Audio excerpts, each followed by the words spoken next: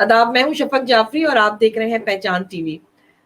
आज कोशिश कर रही हूं कि बहुत जो कुछ सीखा अपने उस्तादों से वो अदब, वो लिहाज मलूज़ खातिर रखूं, क्योंकि मैं अदब के एक बहुत रोशन, बहुत बड़े सितारे के सामने बैठी हुई हूं और ये जिसारत कर रही हूं। मैं मतलब अंदर से दिल भी मेरा कांप रहा है कि मैं अल्फाज का चुनाव सही रखूंगी या नहीं रख पाऊंगी। कोशिश जरूर करूंगी। परवरदिगार ने साथ दिया तो मेरे सामने इस वक्त पाकिस्तान की क्या पूरी दुनिया की उर्दू अदब जहाँ जहाँ पढ़ा जाता है, बहुत बड़ा नाम, बहुत बड़ी शख्सियत इफ्तिखार हुसैन आरिफ साहब बैठे हुए। सर, आपको वेलकम करती हूँ अपने शो में। अस्सलाम वालेकुम सर, कैसे मिजाज हैं? अल्लाह का बहुत शुक्र है, आपने याद फरमाया, बहुत मेहरबानी आपकी। अच्छा, आपको याद, मतलब मैं थोड़ी सी जज्बाती इसलिए हो रही हूँ, आपको याद फरमाने की दो वजूहत है और मैं पहले वो इरशाद कर दूं। आपका जो पहनावा है, आपका चश्मा, आपका हेयर स्टाइल, आपका वो मैं अक्सर देखती रहती हूँ वेस्ट कोट शेरवानी, मेरे वालिद से बे इंतहा ममासलत रखते हैं आप।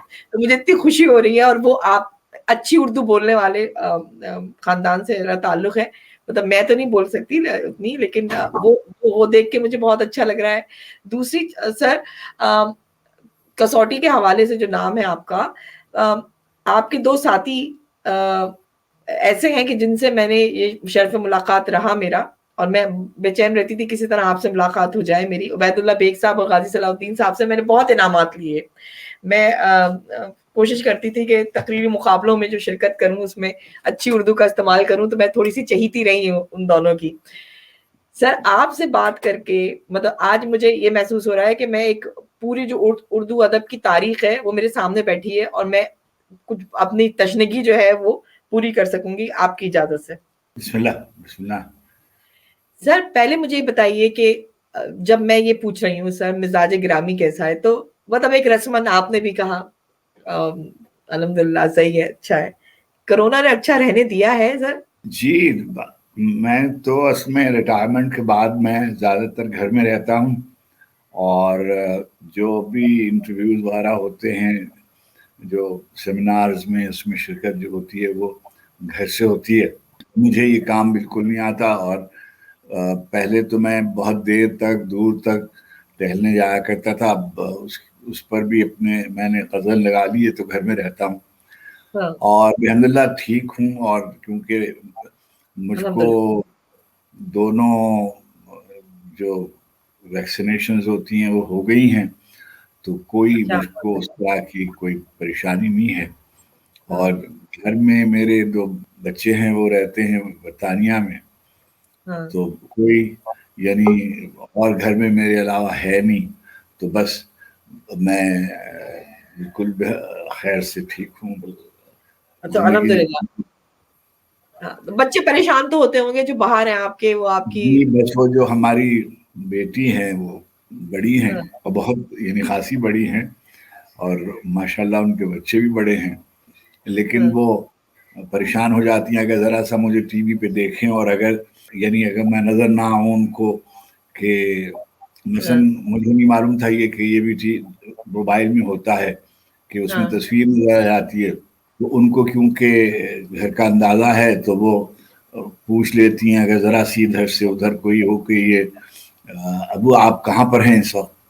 तो अब मैं हाँ। उनको कहूँ कि मैं स्टडी में हूँ, तो कौन सी तरफ को हैं आप, या ये कि बिस्तर में हूँ, तो कि उन्हें ये शुबा रहता है कि मैं बाहर निकल गया हूँ उनको बताए बगैर वगैरह। और हाँ, अगर कभी फर्ज कीजिए कोई खुरबो जवार में ज़बरदस्ती कोई दोस्त ले जाए किसी तकरीब के लिए, तो बस हाँ। फिर क़यामत आ जाती है। अभी मेरी किताब का इफ्तिताह था, तो मैं ऑक्सफोर्ड यूनिवर्सिटी प्रेस का जो वो होता है किताब मेला शहर का, जी, कराची लिटरेचर फेस्टिवल जो कहलाता है, जी, जी, जी, तो बिल्कुल मैंने देखा भी है। उसमें मुझे मेरी किताब की लॉन्चिंग थी, तो मैं चला गया। बस क़यामत ही आ गई उन्होंने पहले तो उन्होंने अपनी वालिदा को बहुत ही कहा सुना, और फिर हाँ, अपने भाई को कहा सुना, फिर मुझे खुद बराह रास्त फ़ोन करके उन्होंने कहा कि अभी अभी आपका अब्बू ख़त्म हुआ है प्रोग्राम, तो अब आप वापस जाइए। तो मैं वहाँ गया, ہاں 4-5 روز کے لیے کراچی گیا تھا، مگر جس دن پروگرام تھا اس کی صبح کی فلائٹ پھر مجھے کرا کے اور واپس آنی پڑی، اس لیے کہ میں ان کی کوئی بات ٹالتا نہیں ہوں، تو بس بہت یہ ہے۔ پیارا رشتہ ہے پھر تو بہت پیارا رشتہ ہے سر آپ کا ان کا، مطلب یہ محبت ہے، یہ اسی طرح سلامت رہے، اور نظر رکھنا اس وقت ضروری ہو گیا ہے۔ سر یہ بتائیے کرونا کا اور ادب کا کیا تعلق ہے؟ مجھے لگ رہا ہے کرونا اور ادب کا تعلق بڑا گہرا ہو گیا ہے، اب لوگوں کو وقت مل رہا ہے اور وہ لکھ رہے ہیں۔ مجھ کو نہیں معلوم، میں تو کرونا سے پہلے بھی کم لکھتا تھا، اور کرونا میں تو میں نے بالکل ہی ایک آدھ نظم 2-4 شعر لکھے ہوں گے، اس کو میں نے لکھے، اور اس میں شاعری اور تخلیق کا جو عمل ہے اس کا تعلق بالکل مختلف ہے۔ مثلا کوئی کہے کہ بہار کا موسم ہے تو سب آدمی جو ہیں وہ بہت اچھا شعر لکھ لیں گے، تو بالکل ایسے نہیں ہوتا۔ مثلا کہا جاتا ہے کہ بہت آسائشیں ہوں تو فرصت ہو، سہولت ہو تو شعر، اگر یہ ہو رہا ہوتا تو کویت میں سب سے زیادہ شعر لکھے جاتے، اور بالکل صحیح۔ سعودی عرب میں بہت شعر لکھے جاتے ہیں، اس لیے کہ وہاں سونا بھی نکلتا ہے، تیل بھی نکلتا ہے، اور بہت سی اور دل کے سکون کی جگہ ہیں، لیکن شعر اور ادب یعنی عربی میں اگر ہوتا بھی ہے تو وہ جو پریشان ملک ہیں، یعنی فلسطین میں ہوتا ہے، لبنان میں ہوتا ہے، اور ایسے دنیا میں جہاں مثلا اتنا بڑا ملک ہے آپ کا، اور آپ کے ہاں جیسے ایک ہی زبان بولی جاتی ہے، جیسے انگریزی ہی لنگوا فرانکا ہے آپ کی، حالانکہ جو آپ کے پہلے رہنے والے تھے ان کی بھی اچھی خاصی تہذیبی روایت تھی، مگر جیسے امریکہ میں ختم ہو گئی اور لیٹن امریکہ میں ختم ہو رہی ہے، ایسے ہی آپ کے یہاں بھی ختم ہو رہی ہے، تو جو یہ ہوتا ہے، مگر کچھ چیزیں ضرور ہوتی ہیں۔ دیکھیے ذہن اگر قابو میں نہیں ہے، دل قابو میں نہیں ہے، مرض کا شکار ہیں، تو کچھ تو اثرات اس کے مرتب ضرور ہوتے ہوں گے، یعنی ہوتے ہوں گے۔ اور جیسے فرض کیجئے کہ میں بھی کچھ دیر 4 برس کے قریب ایران رہ کے آیا، میں اس کا ECO میں اس کا صدر وزیر تھا کسی کلچرل انسٹیٹیوٹ کا، تو وہاں میں جاتا رہتا تھا، کبھی اصفہان، کبھی شیراز، کبھی کاشان، تو مختلف شہروں میں نے دیکھا کہ تہذیبی طور پہ بہت پرانی روایتیں اور مجھے اچھی لگتی تھی، کیونکہ میں جہاں سے میرا تعلق ہے لکھنؤ سے، تو وہ جو میرے شہر کی جو آبائی اور بنیادی پہچان بزرگوں کے شہر کی تھی، وہ چھوٹے چھوٹے باغ اور گلیاں اور چھوٹے چھوٹے گھر میں شہنشینیں اور خانہ باغ اور کچھ پرندے اور کچھ پھول اور خوشبو اور یہ سب اس کا اہتمام، تو یہ سب وہاں ہوتا ہے۔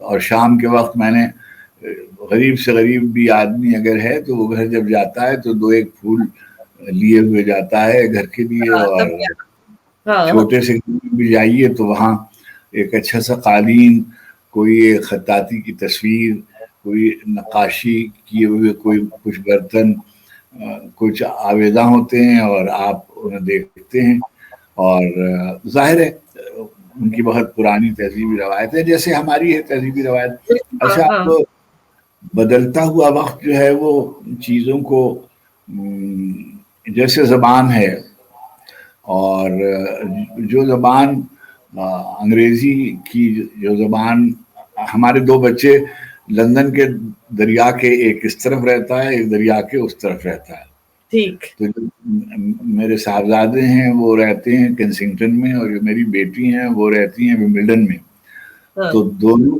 کے لب و لہجے جو ہیں انگریزی کے وہ بالکل مختلف ہیں، اور جو ان کے دونوں کے بچے ہیں وہ اپنے اپنے علاقے کی انگریزی بولتے ہیں۔ اچھا، اس کے مقابلے میں جو آپ کے یہاں کی انگریزی ہے، یا جو امریکہ کی انگریزی ہے، جو افریقہ کی انگریزی ہے، جو نیوزی لینڈ کی انگریزی ہے، وہ پہچانی جاتی ہے کہ یہ جو ہے لہجہ آپ کا، یہ تو افریکانرز کا ہے، یہ امریکن ایکسنٹ ہے، یہ بلکہ آپ سمجھیے کہ خود آپ انگلینڈ جائیے تو جو لندن کے ساؤتھ کا لہجہ جو ہے وہ بالکل جداگانہ ہے۔ ہمارے یہاں اب ہم نے ہماری سمجھ میں یہ بات آ جاتی ہے. ہاں ہم لکھنؤ میں رہتے تھے تو جو ہمارے محلے تھے کہ بھئی یہ جو فرض کیجئے یہ حسین آباد کا علاقہ ہے، یہ قصر باغ کا علاقہ ہے، یہ امین آباد کا علاقہ ہے، یہ چوک کا، یہ کشمیری محلے والے لوگ، یہ وزیر گنج والے لوگ، ہم لوگوں کے لہجے اور زبان جو ہے وہ اور طرح کی ہے، اور جو دریا بالکل کے صحیح. اس ہاں طرف ہے ان کی زبان اور طرف کی. ہاں، اور پہلے لہجے سے ہمارے بزرگ پہچانتے تھے، ارے یہ حیدرآباد کا رہنا، ارے یہ لکھنؤ والے ہیں، یہ ادب اداب سے بات کر رہے ہیں، یہ آگرے والے ہیں. تو ان کا ہم بھی بچپن سے یہ چیزیں سنتے آئے تو تھوڑا بہت ہمیں تو پتا تھا سر آگے کیا ہوگا. آگے اب ہم جیسے اب میں جس آسٹریلین کلچر میں رہتی ہوں وہاں پر ہمیں جو سب سے زیادہ مسئلے آ رہے ہیں، میں 2 بچے پاکستان سے لے کر آئی تھی، بیٹی بٹیا رانی میری یہاں پیدا ہوئی، تو وہ جو 2 بچے تھے ان کو ڈانٹ ڈپٹ کے اردو ہم نے کوشش کی کہ بولتے رہے. لیکن جو بچی یہاں پیدا ہوئی اس کو ماحول جو مل رہا ہے، ہم اس کے باوجود کہ ہم اردو بول رہے ہیں سب وہ نہیں اردو بول پا رہی. تو مجھے 2 سوال آپ سے کرنے ہیں، اردو کا مستقبل کیا ہے؟ کیونکہ ہم بھی اب فخر یہ محسوس کرتے ہیں کہ ہم انگریزی میں بات کریں تو زیادہ امپریشن پڑے گا، اسٹیٹس کانشیس. تو سر اب آپ لوگوں سے ہم نے سیکھا، بہت شوق سے پڑھا، آپ کے اشعار پڑھے، اپنی تقریروں کو سجایا انعامات لینے کے چکر میں، پر وہ بھی اب ذرا تھوڑا کم ہوتا جا رہا ہے. اردو کا مستقبل کیا ہے اور اب ہم کیا کریں یہاں پہ ہماری اس مشکل کو آسان کرنے کے لیے؟ کوئی مشورہ سر؟ دیکھیے 2 باتیں ہیں جو اس بہت لمبی بحث ہے، یہ اس پہ بہت کام بھی ہوا ہے، تحقیق بھی بہت ہوئی ہے. ہاں اور کیونکہ یہ جو تارکین وطن کا جو مسئلہ ہے یہ کوئی سمجھیے کم سے کم 50-60 سال سے زیادہ بڑھ گیا ہے. بے اچھا شک. اب میں نے جو برطانیہ میں نے 14 برس گزارے تو ہاں وہاں میں نے دیکھا یہ مسئلہ تھا. اچھا اب جیسے میرے دونوں بچے جو تھے یہ پاکستان سے، ایک 4 برس کا، ایک 6 برس کا کی بیٹی اور 4 برس کے صاحبزادے، یہ گئے تھے لندن. تو اب ان کی تو ساری عمر وہاں گزر گئی، اب وہ 50 کے اطراف میں ہیں. ہاں ظاہر ہے وہ تو اردو بول لیتے ہیں، ان کی والدہ اردو بولتی ہیں، میں اردو بولتا ہوں، اور وہ پاکستان سے روزانہ تعلق میں ہیں تو ان کی سمجھیے خالائیں اور ماموں اور یہ سب اردو بولتے ہیں، تو وہ بچے تو دونوں اردو بولتے ہیں. جو ان کے بچے ہیں وہ اردو نہیں بولتے. اچھا بلکہ جو ہماری بیٹی کے جو صاحبزادے ہیں وہ ان کے یہاں سے ایک دفعہ بلایا گیا، ان کے اسکول والوں نے بلایا، وہ جو پیرنٹ میٹنگ ہوتی ہے، ہاں ٹیچر پیرنٹ میٹنگ، انہوں نے کہا کہ جو آپ کا بیٹا ہے یہ انگریزی بولتے بولتے اس میں کچھ لفظ استعمال کرتا ہے جو انگریزی کے نہیں ہیں. ہاں اور تو ظاہر وہ ڈیلیبریٹلی نہیں کرتا تھا، وہ بولتا تھا. اچھا اس کی والدہ اس کی یعنی بیٹی میری تو ہیں، وہ تو ہیں اردو اسپیکنگ، مگر ان کے جو شوہر ہیں وہ ہیں پنجاب سے، لاہور سے. ہاں تو وہ گھر میں دادی وغیرہ جو ہیں وہ پنجابی بولتی ہیں، اور ہاں گیتی جو ہیں وہ بیٹی میری وہ اردو بولتی ہیں، نانی ان کی اردو بولتی ہیں، ماموں اردو بولتے ہیں، ادھر چچا پھوپھی سب جو ہیں وہ انگریزی بولتے ہیں. تو یا ہاں پنجاب. اچھا بچے کنفیوز ہوتے ہیں. تو یہ تو ایک مسئلہ ہے. اب دوسری بات اردو کا مستقبل جو ہے ہاں یہ ایک بہت ہی گمبھیر مسئلہ ہے.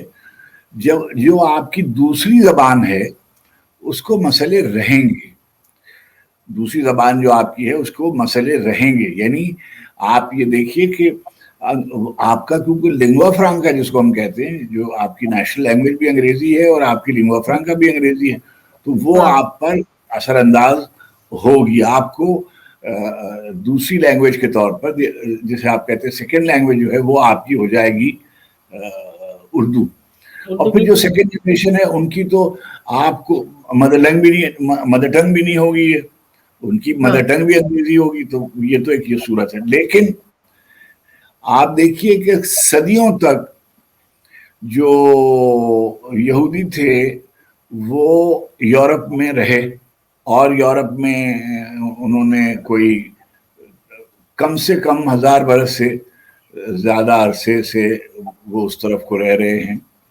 تاریخ اس کی گواہ ہے کہ جو نمایاں وہاں تھے، بلکہ ان سے بہت ہی برا برتاؤ کیا گیا، جیسے ہولوکاسٹ میں جو آپ سنتے ہیں اور نازی جرمنی میں جو آپ سنتے ہیں. لیکن جو ہیبرو تھی وہ انہوں نے یدش کی شکل میں، یا ہیبرو جو زبان جو تھی ان کی، وہ انہوں نے باقی رکھی اپنی اقلیت کے طور پہ بھی. اور سینکڑوں برسوں کے بعد جب وہ اسرائیل میں جا کر آباد کیے گئے تو انہوں نے اس زبان کو اثر نو گویا متعارف کرایا، اور اس میں اس قدر کام کیا کہ وہاں پر یونیورسٹی کی جو تعلیم ہے علمی زبان کے طور پر بھی وہ سامنے آئی ہے، اور ان کے ہاں یعنی ہیبرو جو ہے وہ بچے پڑھتے ہیں اور بولتے ہیں. اور اسرائیل میں جو یدش سے جو ترقی یافتہ جو زبان ان کی ہے وہ ہو گئی. تو آپ اگر محفوظ کرنا چاہیں، مگر ابھی آپ دیکھیے جیسے آپ اپنے نام کے ساتھ کاظمی لکھتی ہیں، اچھا آپ کاظمی چلیے جعفری لکھتی ہیں، تو مثلا جعفری ہوں یا کاظمی ہوں یا زیدی ہوں، یہ سب جو ہیں یہ سب فرض کیجیے حجاز سے منتقل ہو کر کچھ دمشق آئے ہوں گے، کچھ فرض کیجیے عراق چلے گئے ہوں گے، عراق سے ایران آ گئے ہوں گے، ایران سے اور بر صغیر آئے ہوں گے، سندھ میں آئے ہوں گے، ملتان میں آئے ہوں گے، نیچے ساؤتھ آف انڈیا میں جائے سورت وغیرہ میں آئے ہوں گے. لیکن جہاں یہ گئے ہیں انہوں نے شروع میں ایک آدھ نسلیں جو تھی، جیسے لکھنؤ کی جو اودھ کی جو بادشاہت تھی، وہ براہ راست نیشاپور سے ایک صاحب آئے تھے، ان کا نام تھا برہان الملک، جن کو کہتے ہیں، صوبیدار گورنر بنا کر بھیجے گئے. اور برہان الملک اور ان کے داماد صفدرجنگ، اور اس کے بعد سعادت علی خان، اور پھر شجاع الدولہ آصف الدولہ غازی الدین حیدر، نصیر الدین حیدر، واجد علی شاہ، امجد علی شاہ، محمد علی شاہ. 92 سال کل ٹینور ہے سلطنت اودھ کا، اور وہ فارسی بھول گئے اور اردو بولنے لگے. زبان کو انہوں نے ڈیولپ کی، اور اس قدر اردو جو ہے اس کا ایک اختصاص ہے کہ یہ دنیا کی کمسن ترین زبان ہے. یعنی جو آپ یہ دیکھیے کہ جو فرض کیجیے ہماری سندھی ہے، اب موہنجو دڑو سے اگر اس کا رشتہ جوڑ لیجیے، یا ہماری مہر گڑھ سے زبان کا جوڑ دیجیے، تو کئی ہزار سال کی زبان ہے. پنجابی زبان ہے، کتنی پرانی زبان ہے. یعنی جو ہمارے علاقے کی زبانیں ہیں، پشتون زبان ہے، بہت پرانی زبانیں ہیں، لیکن اس نے بہت کم عرصے میں بہت ترقی کی. یعنی یہ جو زبان تھی اردو نے. اور ایک بات، دوسری بات یہ کہ اردو زبان کی ایک کمزوری اور ایک خصوصیت یہ ہے، جب ابھی آپ پوچھ رہی تھی نا کہ یہ ایٹیکیٹس اور ادب آداب اور تہذیبی روایت، اور یہ جو ہے اس کا سبب یہ ہے کہ یہ اربنائز زبان ہے. یعنی زیادہ تر یہ درباروں میں بولی گئی، یہ خانقاہوں میں بولی گئی، یہ بڑے بازاروں میں، شہروں میں بولی گئی. جبکہ جو دوسری زبانیں ہیں وہ دیہات میں بولی گئی، یعنی شہروں سے، بڑے شہروں میں بھی بولی گئی، مگر بڑے شہروں سے دور بولی گئی. چنانچہ وہاں کی اکثریت جو تھی وہ اپنی اپنی مادری زبان بولتی تھی، اور جب شہر میں آتی تھی تو وہ یعنی اردو میں گفتگو کرتی تھی. جیسے پورے ہندوستان کی زبانیں ہیں اس وقت، سمجھیے کہ اس کو وہ کہتے ہیں کانسٹیٹیوشنل لینگویجز جو ہیں، کہ بھئی تامل ہے، ملیالم ہے، تیلگو ہے، کنڑ ہے، بنگالی ہے، ہندی ہے. یہ سب زبانیں وہاں بولی جاتی ہیں، لیکن جو ان کی نیشنل لینگویج ہے وہ ہندی ہے. اور ہندی بنیادی طور پر ہندی کا اور جو اردو ہے اس کا جو جسے آپ کہتے ہیں مین لینڈ، ہارٹ لینڈ جسے کہتے ہیں، وہ ایک ہی ہے. یعنی دعاوے گنگو جمن جسے آپ کہتے ہیں، دلی، لکھنؤ، آگرہ وغیرہ وغیرہ. اور تو یہ ہے. تو آپ کی زبان اگر آپ انفرادی طور پر کوشش کریں گے تو as a second language survive کر سکتی ہے. اور جب میں برطانیہ میں تھا تو میں نے اس کو اردو مرکز ہم نے قائم کیا تھا، سنابدی صاحب نے. تو ہم نے کوشش کی تھی کہ اس کو وہاں پر پھر یورپین کامن مارکیٹ نے ایک قانون پاس کیا اور انہوں نے کہا کہ وہ بچے جو اپنی مادری زبان پڑھنا چاہیں تو ان کو یہ حق حاصل ہونا چاہیے کہ وہ اپنی زبان میں ان کی، چنانچہ برطانیہ میں کہ نظام تعلیم میں یہ بات داخل ہے کہ اگر بچہ کہے کہ میں یہ پڑھنا چاہتا ہوں تو ان کو ٹیچرز مہیا کیے جائیں گے ان کے اسکولوں میں. میرے دونوں بچوں نے او لیول بھی اور اے لیول بھی اردو میں کیا. وہاں جی ہاں. اچھا اب کیا ہوتا ہے کہ اس میں بعض لوگ اس کی طرف توجہ نہیں دیتے، ان کے ہاں اس کی، اچھا ظاہر ہے کہ اب داخلوں کے لیے جب جاتے ہیں تو بہت سے بچے ایسے ہیں کہ جیسے اب آپ کیا نہیں معلوم، مجھے بھی زیادہ نہیں معلوم ہے، مگر کیونکہ میں اس پروسیس سے گزرا ہوں کہ جیسے اب ہماری بیٹی تھی وہ انہوں نے ایک اے ایک بی ایک سی، تو اب ان کو داخلے میں جیسے میں مسئلہ پیدا ہوتا ہے. اور جو میری نواسی ہیں ان کو 14 اے ملے تھے اس میں، کیا کہتے ہیں اس میں او لیول میں، اور اے لیول میں ان کو سارے اے تھے، وہ سیدھی آکسفورڈ چلی گئی. تو کوئی ان کو زحمت، بھائی ان کا جو تھا اس کو اے بی سی ملا، وہ رہ گیا لندن میں. تو اچھا اب اردو میں مسئلے ہوتے ہیں وہاں بہت، اور آپ کے یہاں بھی ہوں گے، سبھی کے ہوں گے، لیکن ایک عجیب بات ہے ساری دنیا میں بہت سے دولت مند ملکوں کے، میں نام نہیں لیتا، ملکوں کے شہری ترک سکونت کر کے امریکہ میں مثلا ایران ہے، چلیے میں نام بھی لیتا ہوں، خود ہندوستان کے بچے ہیں، ہندوستان کے بہت تارکین وطن ہے، ملیالم، نیچے ساؤتھ انڈیا کے بہت لوگ ہیں، مگر بہت سے بے شمار عرب ملکوں کے بچے وہاں ہیں، بہت سے افریقن بچے تارکین وطن ہیں، مگر وہ اپنی زبان کی طرف اس قدر توجہ نہیں دیتے.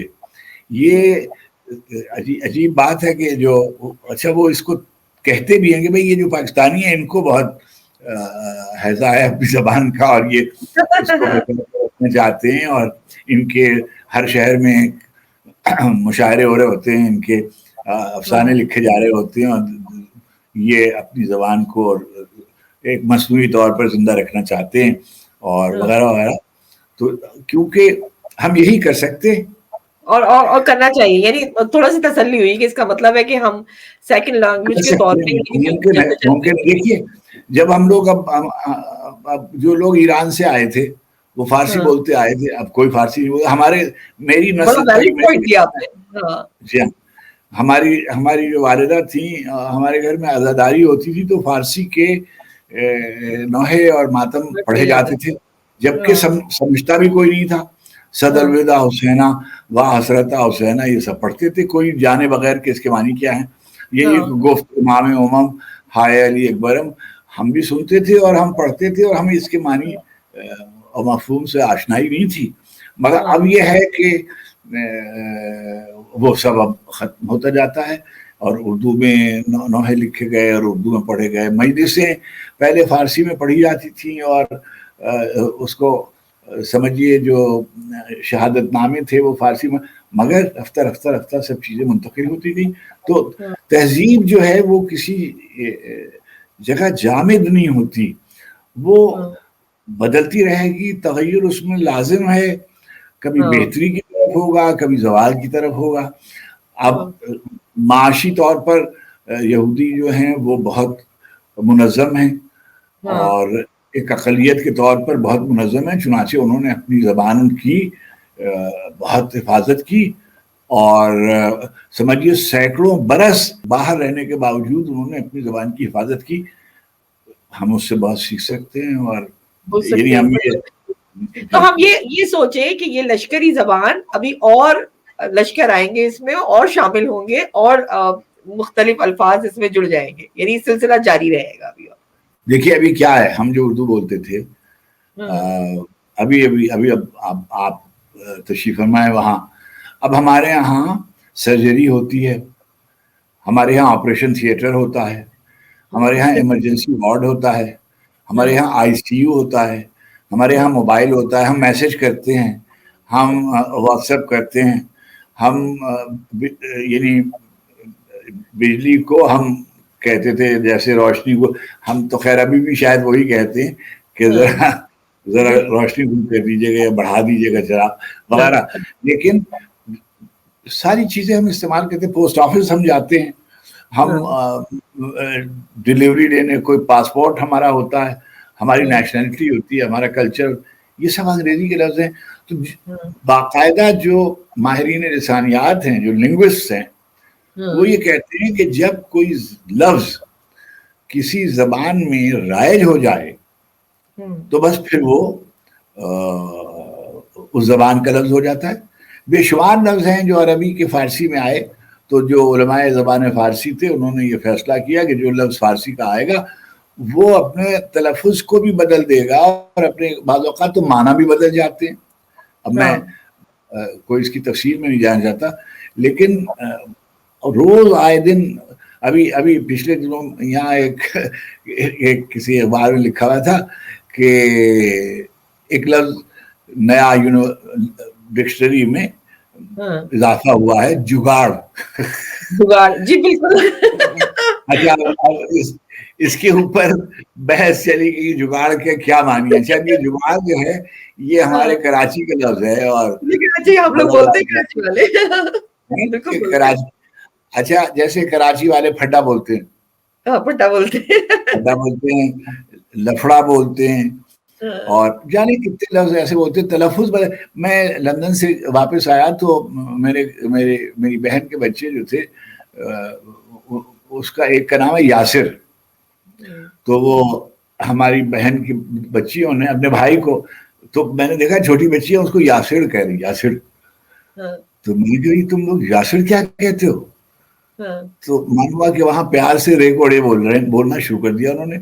جیسے وہ جو ہمارے سیاستدان تھے مرحوم جہانگیر بدر, تو ان کو سب یعنی مذاق میں ہمارے یہاں کہا جاتا ہے جہانگیر بدڑ, یعنی رے کو ڑے بولتے ہیں.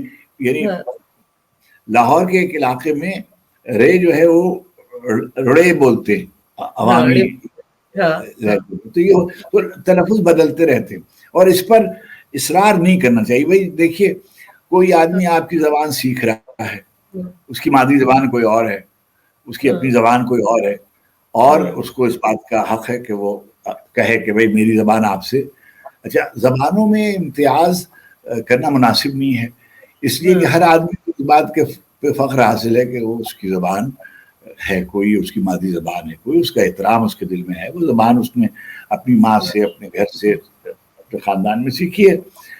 اچھا, اب جیسے پاکستان میں اس وقت 76 زبانیں ہیں, چھوٹی بڑی 76 زبانیں ہیں, اور 6-7 بڑی زبانیں ہیں کہ بھائی سندھی ہے, پنجابی ہے, پشتو ہے, بلوچی ہے, ہندکو ہے, سرائکی ہے, براہوی ہے. یہ تو سیدھی سیدھی زبانیں ہیں جو ان کے علاقے بھی ہیں, ان کی بڑی تعداد ہے بولنے والوں کی.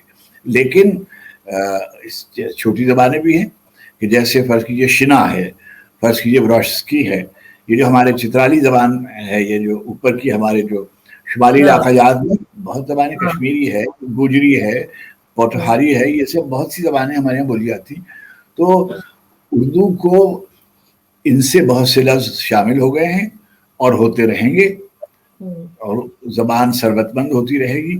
ہمیں تو بعض اوقات یہ بھی نہیں معلوم ہوتا کہ کون سا لفظ کہاں سے آیا ہے, ہم بول رہے ہوتے ہیں بہت آسانی سے. اب میں ایسے وقت آپ کا ضائع کروں گا, مگر نا اس پہ بہت بات ہو سکتی ہے کہ کتنے لفظ اندازہ ہو رہا ہے کہ آپ سے گفتگو کر کے. سر پھر مجھے ایک میں شکایت آپ کے ساتھ شیئر کروں اپنی, کہ ہمیں جو استاد ملے انہوں نے تلفظ پر بھی زور دیا. میرے والد تو بٹھا کر اور ڈانٹتے تھے اور پھر کہتے تھے پھر سے پڑھو, بار بار پڑھو. میر انیس دیتے تھے, میں نے کچھ ذاکری بھی کری تو اس میں بھی وہ سنا کرتے تھے اور سن کے یہ لفظ غلط بولا, ایسے بولو, میر انیس کے شعر کی ٹانگ نہیں توڑو, مطلب یہ سب بہت ہوتا تھا.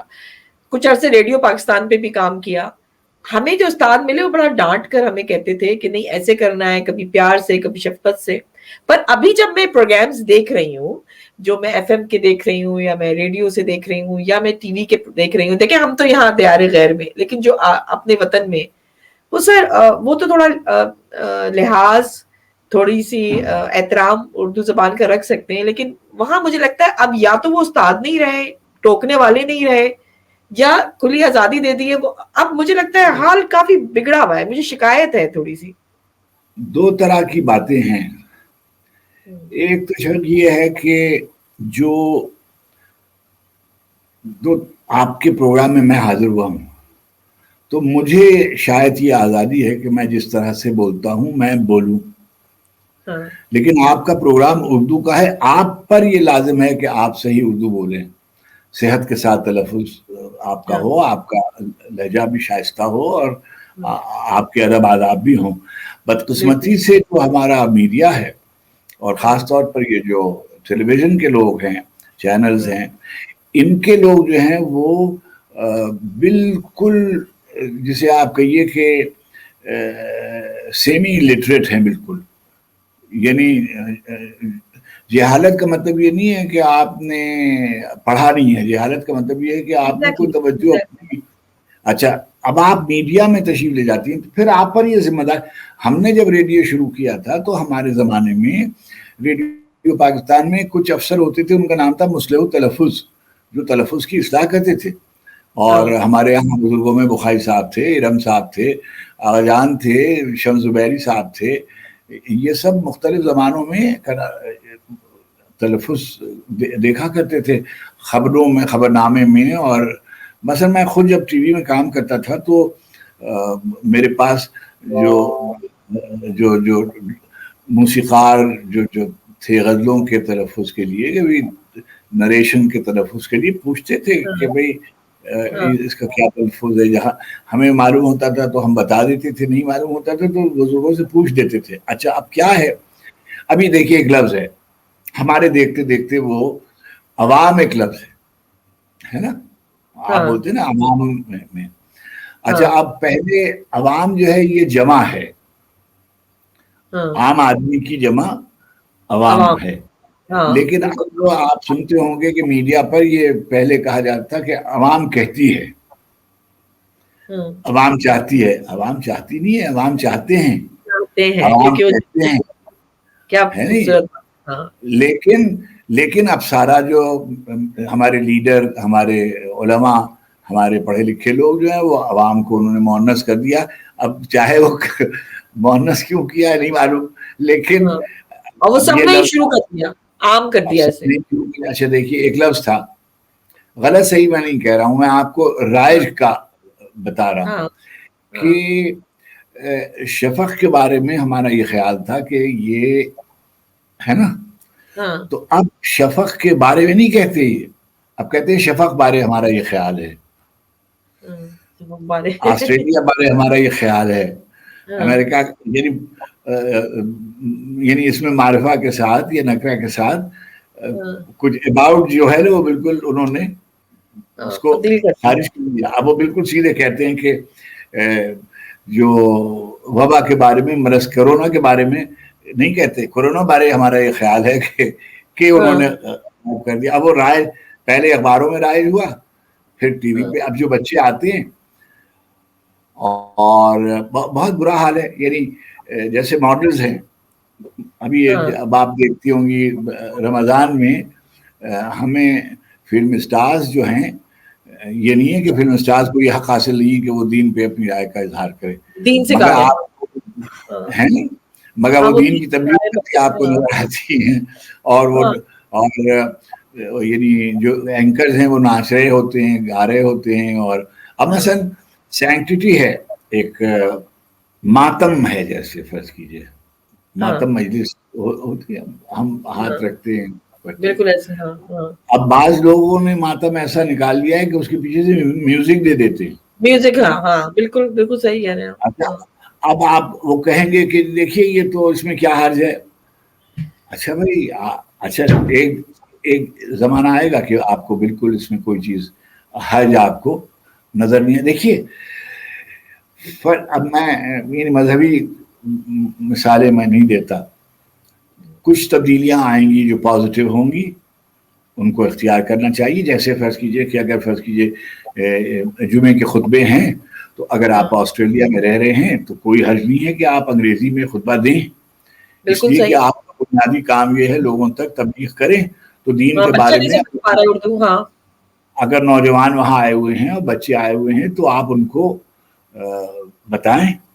اچھا، ہم لوگوں نے یعنی مثلا آپ نے مجھ سے پوچھا، ابھی آپ خود فرما رہی تھی کہ آپ کو مجلسیں پڑھنے میں والد میر انیس پڑھاتے تھے. اب میری والی جو نسل ہے، ہم نے تو ساری، ہم نے آپ کے شاید یعنی میری تو ڈگری اردو میں نہیں ہے، میں تو اردو پڑھی نہیں. تو میں تو وہ اردو بولتا ہوں جو میں نے مجلسوں میں سنی ہے، جو میں نے محفلوں میں سنی ہے، جو میں نے اپنی والدہ سے سنی ہے، جو گھر میں سنی ہے، جو محلے میں سنی ہے، جو دوستوں تو میں وہ ہو رہی ہے. درسگاہیں تھی نا، وہ درسگاہیں تھے آپ کے زمانے کے والدین، وہ درسگاہ تھے. اچھا، ہاں وہ بھی وہ دیکھیے، ایک تو گھر دائرے ہے نا، گھر، محلہ، اسکول، یونیورسٹی، تو گویا سوسائٹی. یعنی سوسائٹی میں تو آپ بعد میں انٹر ہوتے ہیں نا. پہلے آپ کے اساتذہ، آپ کی دانشگاہ، آپ کی یونیورسٹی، کالج، اسکول، مدرسہ، جو یہ ایک مرحلہ وار آپ جاتے ہیں. پہلے آپ اپنے گھر میں والد آپ کو تیار کرا رہے ہوں گے. ہم چھوٹے چھوٹے سے تھے اور جا کر ہمارے محلے میں بہت سے بچے تھے. ابھی میں آپ کو مثالیں دیتا ہوں. ابھی ایک ہمارے شیعہ عالم تھے، کلب صادق، ہاں بالکل، بہت بڑا علامہ نام. کلب صادق. جی. میرے ہم جماعت بھی تھے اور میرے ہم محلہ بھی تھے، ہاں میرے دوست بھی تھے وہ بہت. ہاں ہم لوگ چھوٹے چھوٹے تھے اور ہم لوگ مجلسوں میں جاتے تھے. ہاں یہ زمین اختر، یہ جو ابھی علامہ زمین اختر کراچی میں جو جی تھے، جی جی بالکل. ہاں یہ میرا بہت دوست تھا اور ہم 7 مجلسوں میں جاتے تھے اور بیٹھتے تھے. ہمیں ممبر کے پاس بیٹھتے تھے تو وہ ہمیں کہتے تھے کہ پیچھے ہٹو، اور ہم لوگ گھس کے وہاں بیٹھتے تھے اور مرثیوں کی مجلسوں میں جا کے بیٹھ جائے تو لوگ ہمیں پہچاننے لگے، یہ لڑکے جو ہیں یہ آتے ہیں مجلسوں میں اور یہ آگے جا کے بیٹھتے ہیں اور گھس کے بیٹھتے ہیں اور بہت توجہ سے سنتے. کچھ ہماری سمجھ میں نہیں آتا تھا. ایک ہمارے بزرگ سے علامہ ابن حسن نونہروی، ہمارے استاد تھے شبیر حسن، ان کے والد ماجد بہت بڑے عالم دین تھے. پورے ہندوستان میں 2-3 اس زمانے میں علامہ کا، اب تو ہر بچہ علامہ کہلاتا ہے، لیکن اس زمانے میں چھوٹے چھوٹے 2-3 بچے علامہ بن گئے. بچہ ابھی پیدا ہوتا ہے اور وہ علامہ ہو جاتا ہے. تو خیر، ابن حسن نونہروی اللہ مقام، ان کی مجلس ہماری سمجھ میں نہیں آتی تھی. وہاں جا کر سوداگر کے اعضا خانے میں جا کے اور آگے بیٹھ جاتے تھے. ہمیں دھکے دے کے نکالا جا رہا تھا کہ پیچھے کرو، آگے پیچھے سے ہٹاؤ، آگے جاؤ، پیچھے جاؤ، اور ہم پھر ادھر سے ہو کے ادھر اور پھر آ جائے. تو ہم نے ساری جو اردو ہے وہ سما کی محفلوں میں، قوالی کی محفلوں میں. فارسی کی ہمیں غزلیں یاد ہیں بہت ساری. ماشاء اللہ. بیشتر غزلیں وہ ہیں جو میں نے قوالی کی محفلوں میں سنی ہیں. بالکل صحیح. نمی دانم سے منزل بھوت شب جاہے کے منبودم نسیمہ جانب بتھا گزر. اس زمانے میں ہم سنتے تھے کہ ہمیں یاد ہو گئی تھی اور بچپن سے ہمیں اب اتنی عمر آئی ہمیں یاد ہے. سر ایک اور سوال میں آپ سے کروں کہ یہ جو اب نئے لکھنے والے ہیں، اب میں ان کو نوجوان بھی نہیں کہوں گی، وہ بھی 50 سے اوپر جا چکے. نئے لکھنے والوں کے جتنے بھی کلام ہیں، بعض دفعہ اس پہ اتنی زیادہ داد دی جا رہی ہوتی ہے اور وہ گائے بھی جا رہے ہیں، سنائے بھی جا رہے ہیں، پر اس کی صحت سے ہم انکاری ہیں. مطلب اس کی صحت مناسب نہیں ہے اس کلام کی، اور لیکن وہ مشہور ہو رہے ہیں. تو سر اس میں کس کا قصور ہے؟ بزرگوں کا قصور ہے کہ ان کو جاری ہونے دیا گیا ہے اور اس پہ داد دلوائی جا رہی ہے؟ نہیں، وہ اس میں قصہ یہ ہے کہ ادب کے نام پر ہر زمانے میں کچھ ایسے لوگ ہوتے تھے جو مقبول ہو جاتے تھے، مگر وہ ادب ان کو کوئی قابل اعتنا نہیں سمجھتا تھا. دوسری بات یہ ہے کہ ایک طرح کی شاعری، ایک زمانے میں کئی طرح کی شاعری ہو رہی ہوتی ہے. جب میر انیس پڑھ رہے تھے، یعنی مرثیے پڑھ رہے تھے، اسی زمانے میں وہاں پر بہت ہی معاملہ بندی جسے اب ہم انگریزی میں اس کو اگر کہیں تو فزیکیلٹی جو تھی وہ آرڈر آف دا ڈے تھی. لکھنؤ کے معاشرے میں ایک عیش پسندی بہت تھی, اور آپ اسے کہیے کہ وہ ڈیکیڈنٹ معاشرہ تھا, زوال آمادہ معاشرہ تھا. وہاں پر رقص اور موسیقی اور یہ سب ہوتا تھا, تو بیان بھی اسی کا ہوتا تھا کہ پان کل کے لیے لگاتے جائیں, بھولی باتیں تمہیں سناتے جائیں وغیرہ. تو مصنوعی زہر عشق اور اندر صبا وغیرہ ہو رہا ہوتا تھا. لیکن جب ادب کی درجہ بندی ہوتی تھی تو انیس اور زدبیر اور آتش اور ناصر, ان لوگوں نے بھی اس طرح کے شعر کہے, یہ نہیں ہے کہ انہوں نے نہیں کہے جو اپنے معاشرے میں. لیکن مثلاً فرض کیجیے غالب امیر یا سودا, ان کے یہاں بھی آپ کو چاہیں تو نکال سکتے ہیں. مگر اب ہمارے زمانے میں, ابھی میں آپ سے پچھلے ہفتے کا ایک واقعہ سناتا ہوں کہ بعض خوش شکل خواتین آوازیں بنا بنا کر بے وزن شاعری کر رہی ہوتی ہیں. بالکل. بعض مرد خراب, یعنی دیکھیے ہر عمر میں ایک طرح, سب لوگ ایک طرح سے شعر نہیں کہتے. کوئی لوگ رومانوی شاعری کر رہے ہوتے ہیں, کچھ مذہبی روایات کی شاعری کر رہے ہوتے ہیں. جو انسانوں کے جذبے ہیں, یہ جو ہمارا برصغیر ہے, اس میں کہا جاتا تھا کہ 8 جذبے ہیں کہ بھائی جو آدمی ہوتا ہے اس کو, جیسے وہ کہتے تھے شانت رس ایک ہوتا ہے, ایک شرنگار رس ہوتا ہے, ایک واتسلیہ رس ہوتا ہے, ایک کرودھ وغیرہ. یعنی آپ روحانیات پر کوئی گفتگو کرتے ہیں, آپ جسم و جسمانیات پر گفتگو کرتے ہیں, آپ جنگ اور رزم پر اور رزمگاہ پہ گفتگو کرتے ہیں, آپ کو غصہ آتا ہے, آپ کو حجمیں لکھتے ہیں, آپ کو سمجھیے نفرت کسی سے ہو جاتی ہے, انتقام ہو جاتا ہے, بولی حیرت پیدا ہوتی ہے. تو یہ اتنے جذبے ہیں ان سے. اچھا کوئی آدمی, ہمارے بزرگ میرے استاد کی منزل میں تھے سلیم احمد صاحب, وہ یہ کہتے تھے کہ ایک خاتون سے تعلق کی بنیاد پر کتنی دور شاعری جا سکتی ہے وغیرہ. یعنی دنیا کی سب سے بڑی شاعری جو ہے وہ محبت کی شاعری ہے. مگر محبت کی شاعری صرف جسم کی شاعری نہیں ہے. یعنی اب جلال الدین رومی جو ہے وہ اس وقت سب سے زیادہ دنیا میں ڈسکس ہوتے ہیں, ان کی بات کی جاتی ہے, اور وہ بات کرتے ہیں عشق کی اور محبت کی. اور اقبال ہیں, اقبال کی شاعری میں تو آپ کو اس طرح کا رومان نہیں ملتا مثلا جیسا. یعنی میں یہ نہیں کہہ رہا ہوں کہ ساحر لدھیانوی کی شاعری جو ہے وہ کمزور شاعری ہے, یا فرض کیجیے احمد فراز صاحب کی شاعری کمزور نہیں, وہ بھی ایک شاعری ہے. یعنی شاعری کے ایک سے زیادہ رنگ ہیں. جیسے آپ کسی گیلری میں جائیے, جب آپ گیلری میں جائیں گی تو آپ دیکھیں گے کہ آپ کو منیچرز بھی لگے ہوئے ملیں گے, آپ کو میورلز بھی بنے ہوئے ملیں گے, آپ کو لینڈسکیپ بھی بنے ہوئے ملیں گے, آپ کو پورٹریٹس بھی ملیں گی, آپ کو ایبسٹریکشن میں بھی کام ہوتا ہوا. اب تو جتنی یعنی سریلزم کی اور جو مختلف ڈاڈاازم کی اور ایبسٹریکشن کی اور پوسٹ ماڈرنزم کی تصویریں آپ کو سب گیلری میں ملے گی. تو شاعری بھی ایک گیلری ہے جس میں زندگی, جس طرح کی زندگی میں تنوع ہے وہی تنوع ادب میں ہونا چاہیے. لیکن ایک آدمی جو ہے وہ صرف ایک ہی طرح کے شعر کہتے جائے. ممکن ہے.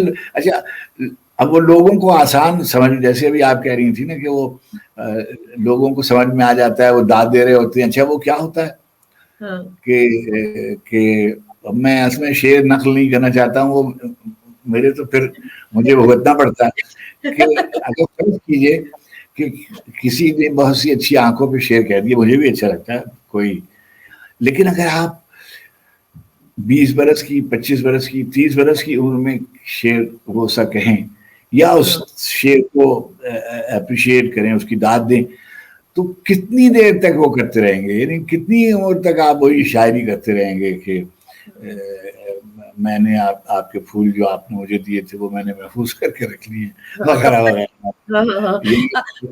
اچھا سر یہ بتائیں کہ ایک چیز اس میں اور آپ اضافہ کر دیں, مجھے اور سمجھ میں آ جائے گا, میرے ویورز کو بھی سمجھ میں آ جائے گا. یہ جو ابھی آپ نے اس سے پہلے بات کی تھی، میں دوبارہ وہ آپ سے جسارت کر رہی ہوں پوچھنے کی، یہ شاعری عطا ہوتی ہے یا اس کا موڈ بنانا پڑتا ہے اس کو؟ اور میں دوبارہ پوچھوں گی آپ سے، کیونکہ مجھے یہ ایسا لگ رہا ہے کہ کچھ شاعر جو آج کل وہ کہتے ہیں اس ٹاپک پہ لکھوانا ہے، بس ابھی لکھ دیں گے، منٹوں میں لکھ کے دے دیں گے آپ کو، اور وہ جناب لکھ کے تیار ہو جائے گا. آپ لوگوں پہ نازل ہوتا تھا، عطا ہوتا تھا، موڈ بناتے تھے، یا بس جو سوچا پھر اس کو اپنے انداز سے لکھا؟ سب لوگ مثلا آپ جو خواب دیکھتی ہیں وہ میں نہیں دیکھتا. پروردگار عالم نے جتنے انسان پیدا کیے ہیں وہ ایک طرح کے نہیں پیدا کیے. بے شک. دیکھیے نا، اگر ایک طرح کے پیدا ہوتے تو انگوٹھے کا نشان اربوں لوگ ہیں، کسی ایک فنگر پرنٹ دوسرے سے نہیں ملتا.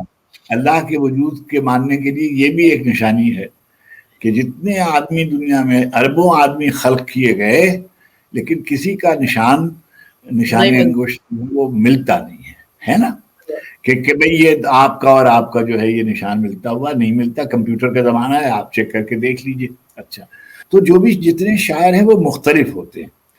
اب یہ جو دو لفظ آپ نے استعمال کیے کہ خدا داد، گفٹڈ، ٹیلنٹڈ، توفیق اور محنت، ریاضی، یہ دونوں چیزیں ہوتی ہیں. اس میں بڑوں کے قول ہیں، میں ان کو اپنے لفظوں میں بیان کر رہا ہوں آپ سے کہ توفیق تو اللہ کی طرف سے ہوتی ہے، لیکن کچھ چیزیں آپ کو محنت کر کے سیکھنی پڑتی ہیں. ایلیٹ نے کسی جگہ کہا کہ 30% جو ہے وہ اللہ کی طرف سے گفٹڈ ہے، ٹیلنٹڈ ہے، جینیس ہے، مگر then you have to work on it. آپ کو ابھی آپ فرض کیجئے شفق کل طے کریں کہ مجھ کو غزل کہنی ہے نا، تو شفق کو یہ جاننا چاہیے کہ وزن کیا چیز ہوتی ہے، غزل میں بحر کیا چیز ہوتی ہے، غزل میں قافیہ کیا چیز ہوتی ہے، غزل میں ردیف کیا چیز ہوتی ہے، غزل میں کتنے شعر، کیسے شعر. اچھا، مضمون تو آپ کہیں سے سوچ لیں گے فرض کیجئے، لیکن یہ چیزیں تو جس کو ہم کہتے ہیں کرافٹ تو آپ کو سیکھنا پڑتا ہے.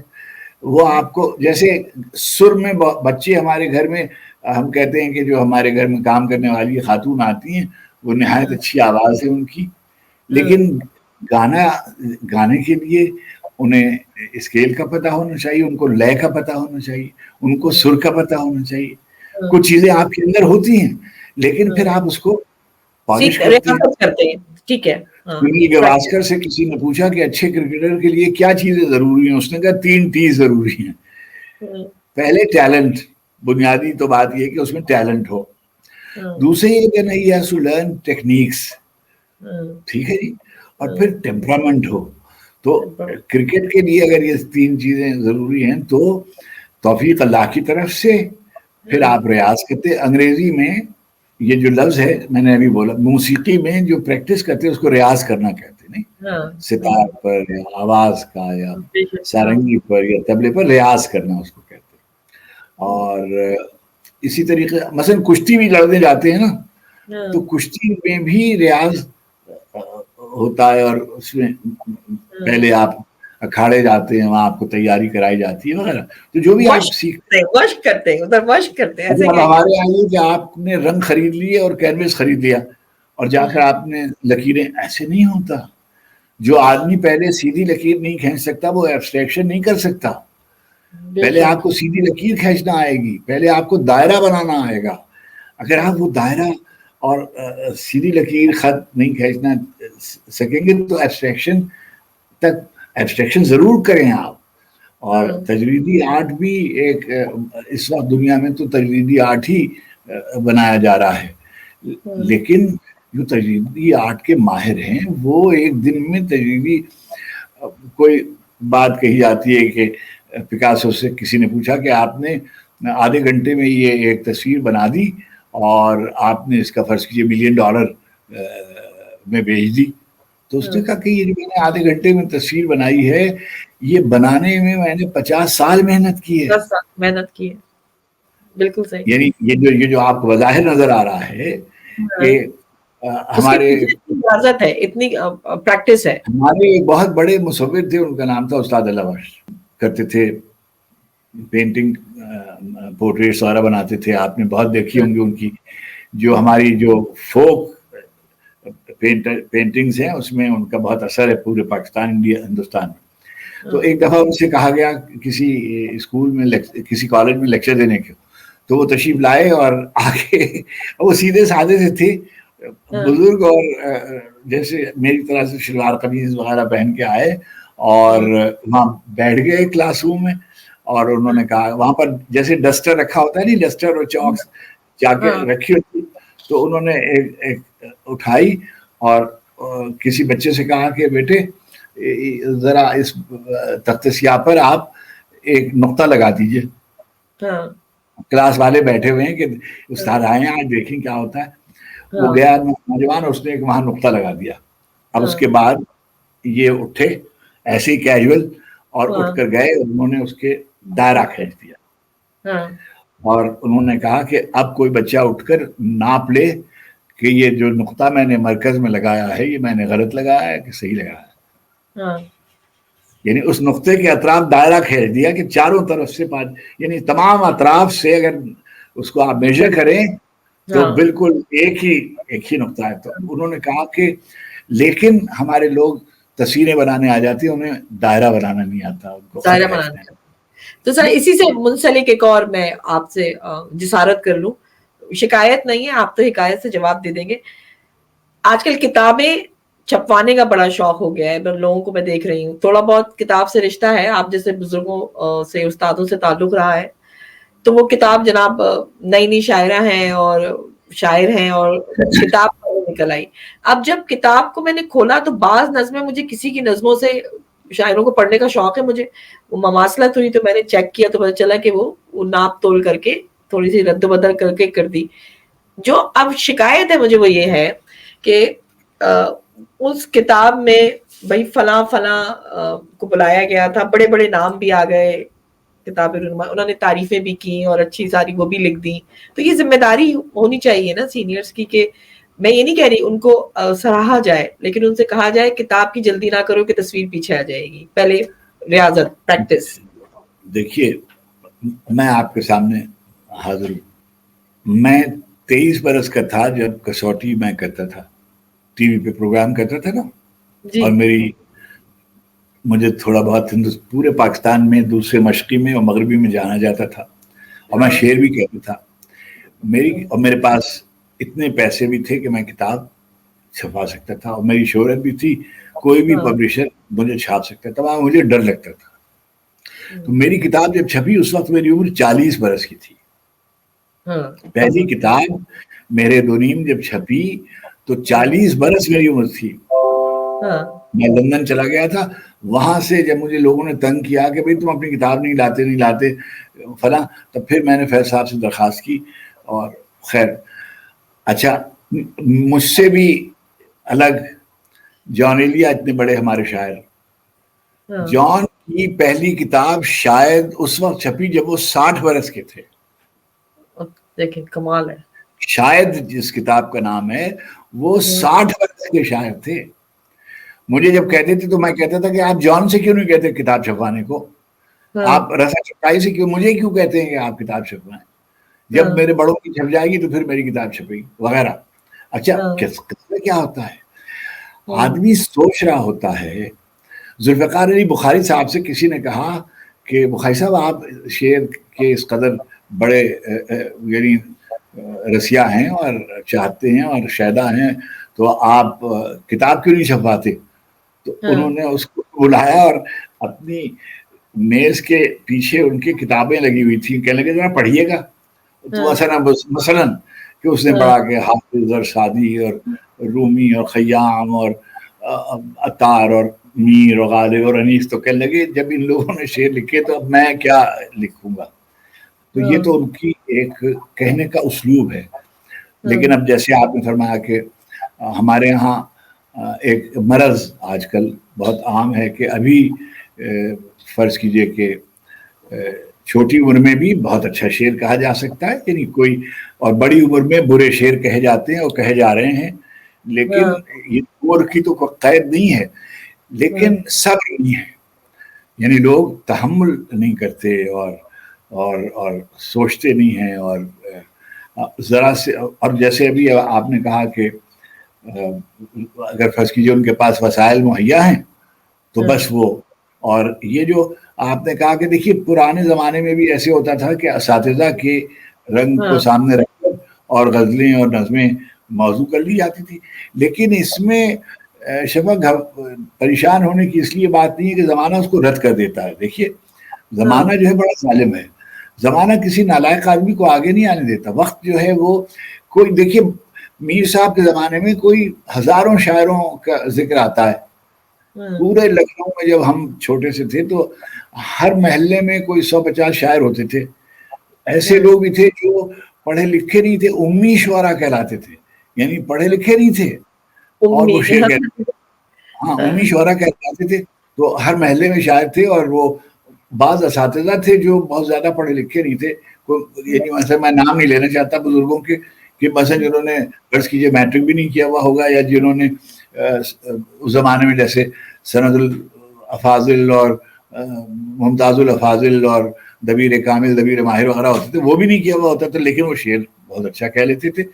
تو یہ تو کوئی وہ نہیں ہے. لیکن آج کل آپ نے صحیح کہا کہ بہت سے ایسے شاعر ہیں کہ جو اور ایک بڑا، یعنی مجھے کہنا نہیں چاہیے لیکن ایک رواج یہ بھی ہو گیا ہے کہ بہت سے شعراء ایسے ہیں کہ جو کہہ کر دے دیتے ہیں دوسروں کو، اور دوسروں کو کے نام سے وہ چھپ جاتا ہے، اور ان سے وہ پیسے وغیرہ لے لیتے ہیں. اور امریکہ میں اور یورپ میں اور یہ وبا عام ہے، یعنی عام ہو گئی ہے. اور یہ کہ دیکھیے اصلاح تو ہر زمانے میں لی جاتی تھی. تو ہمارے ایک بزرگ تھے کراچی میں، وہ یہ کہا کرتے تھے کہ میں تو سادے کاغذ پہ بھی اصلاح دے دیتا ہوں، مراد یہ ہے کہ لکھ کے دے دیتے ہیں وغیرہ وغیرہ.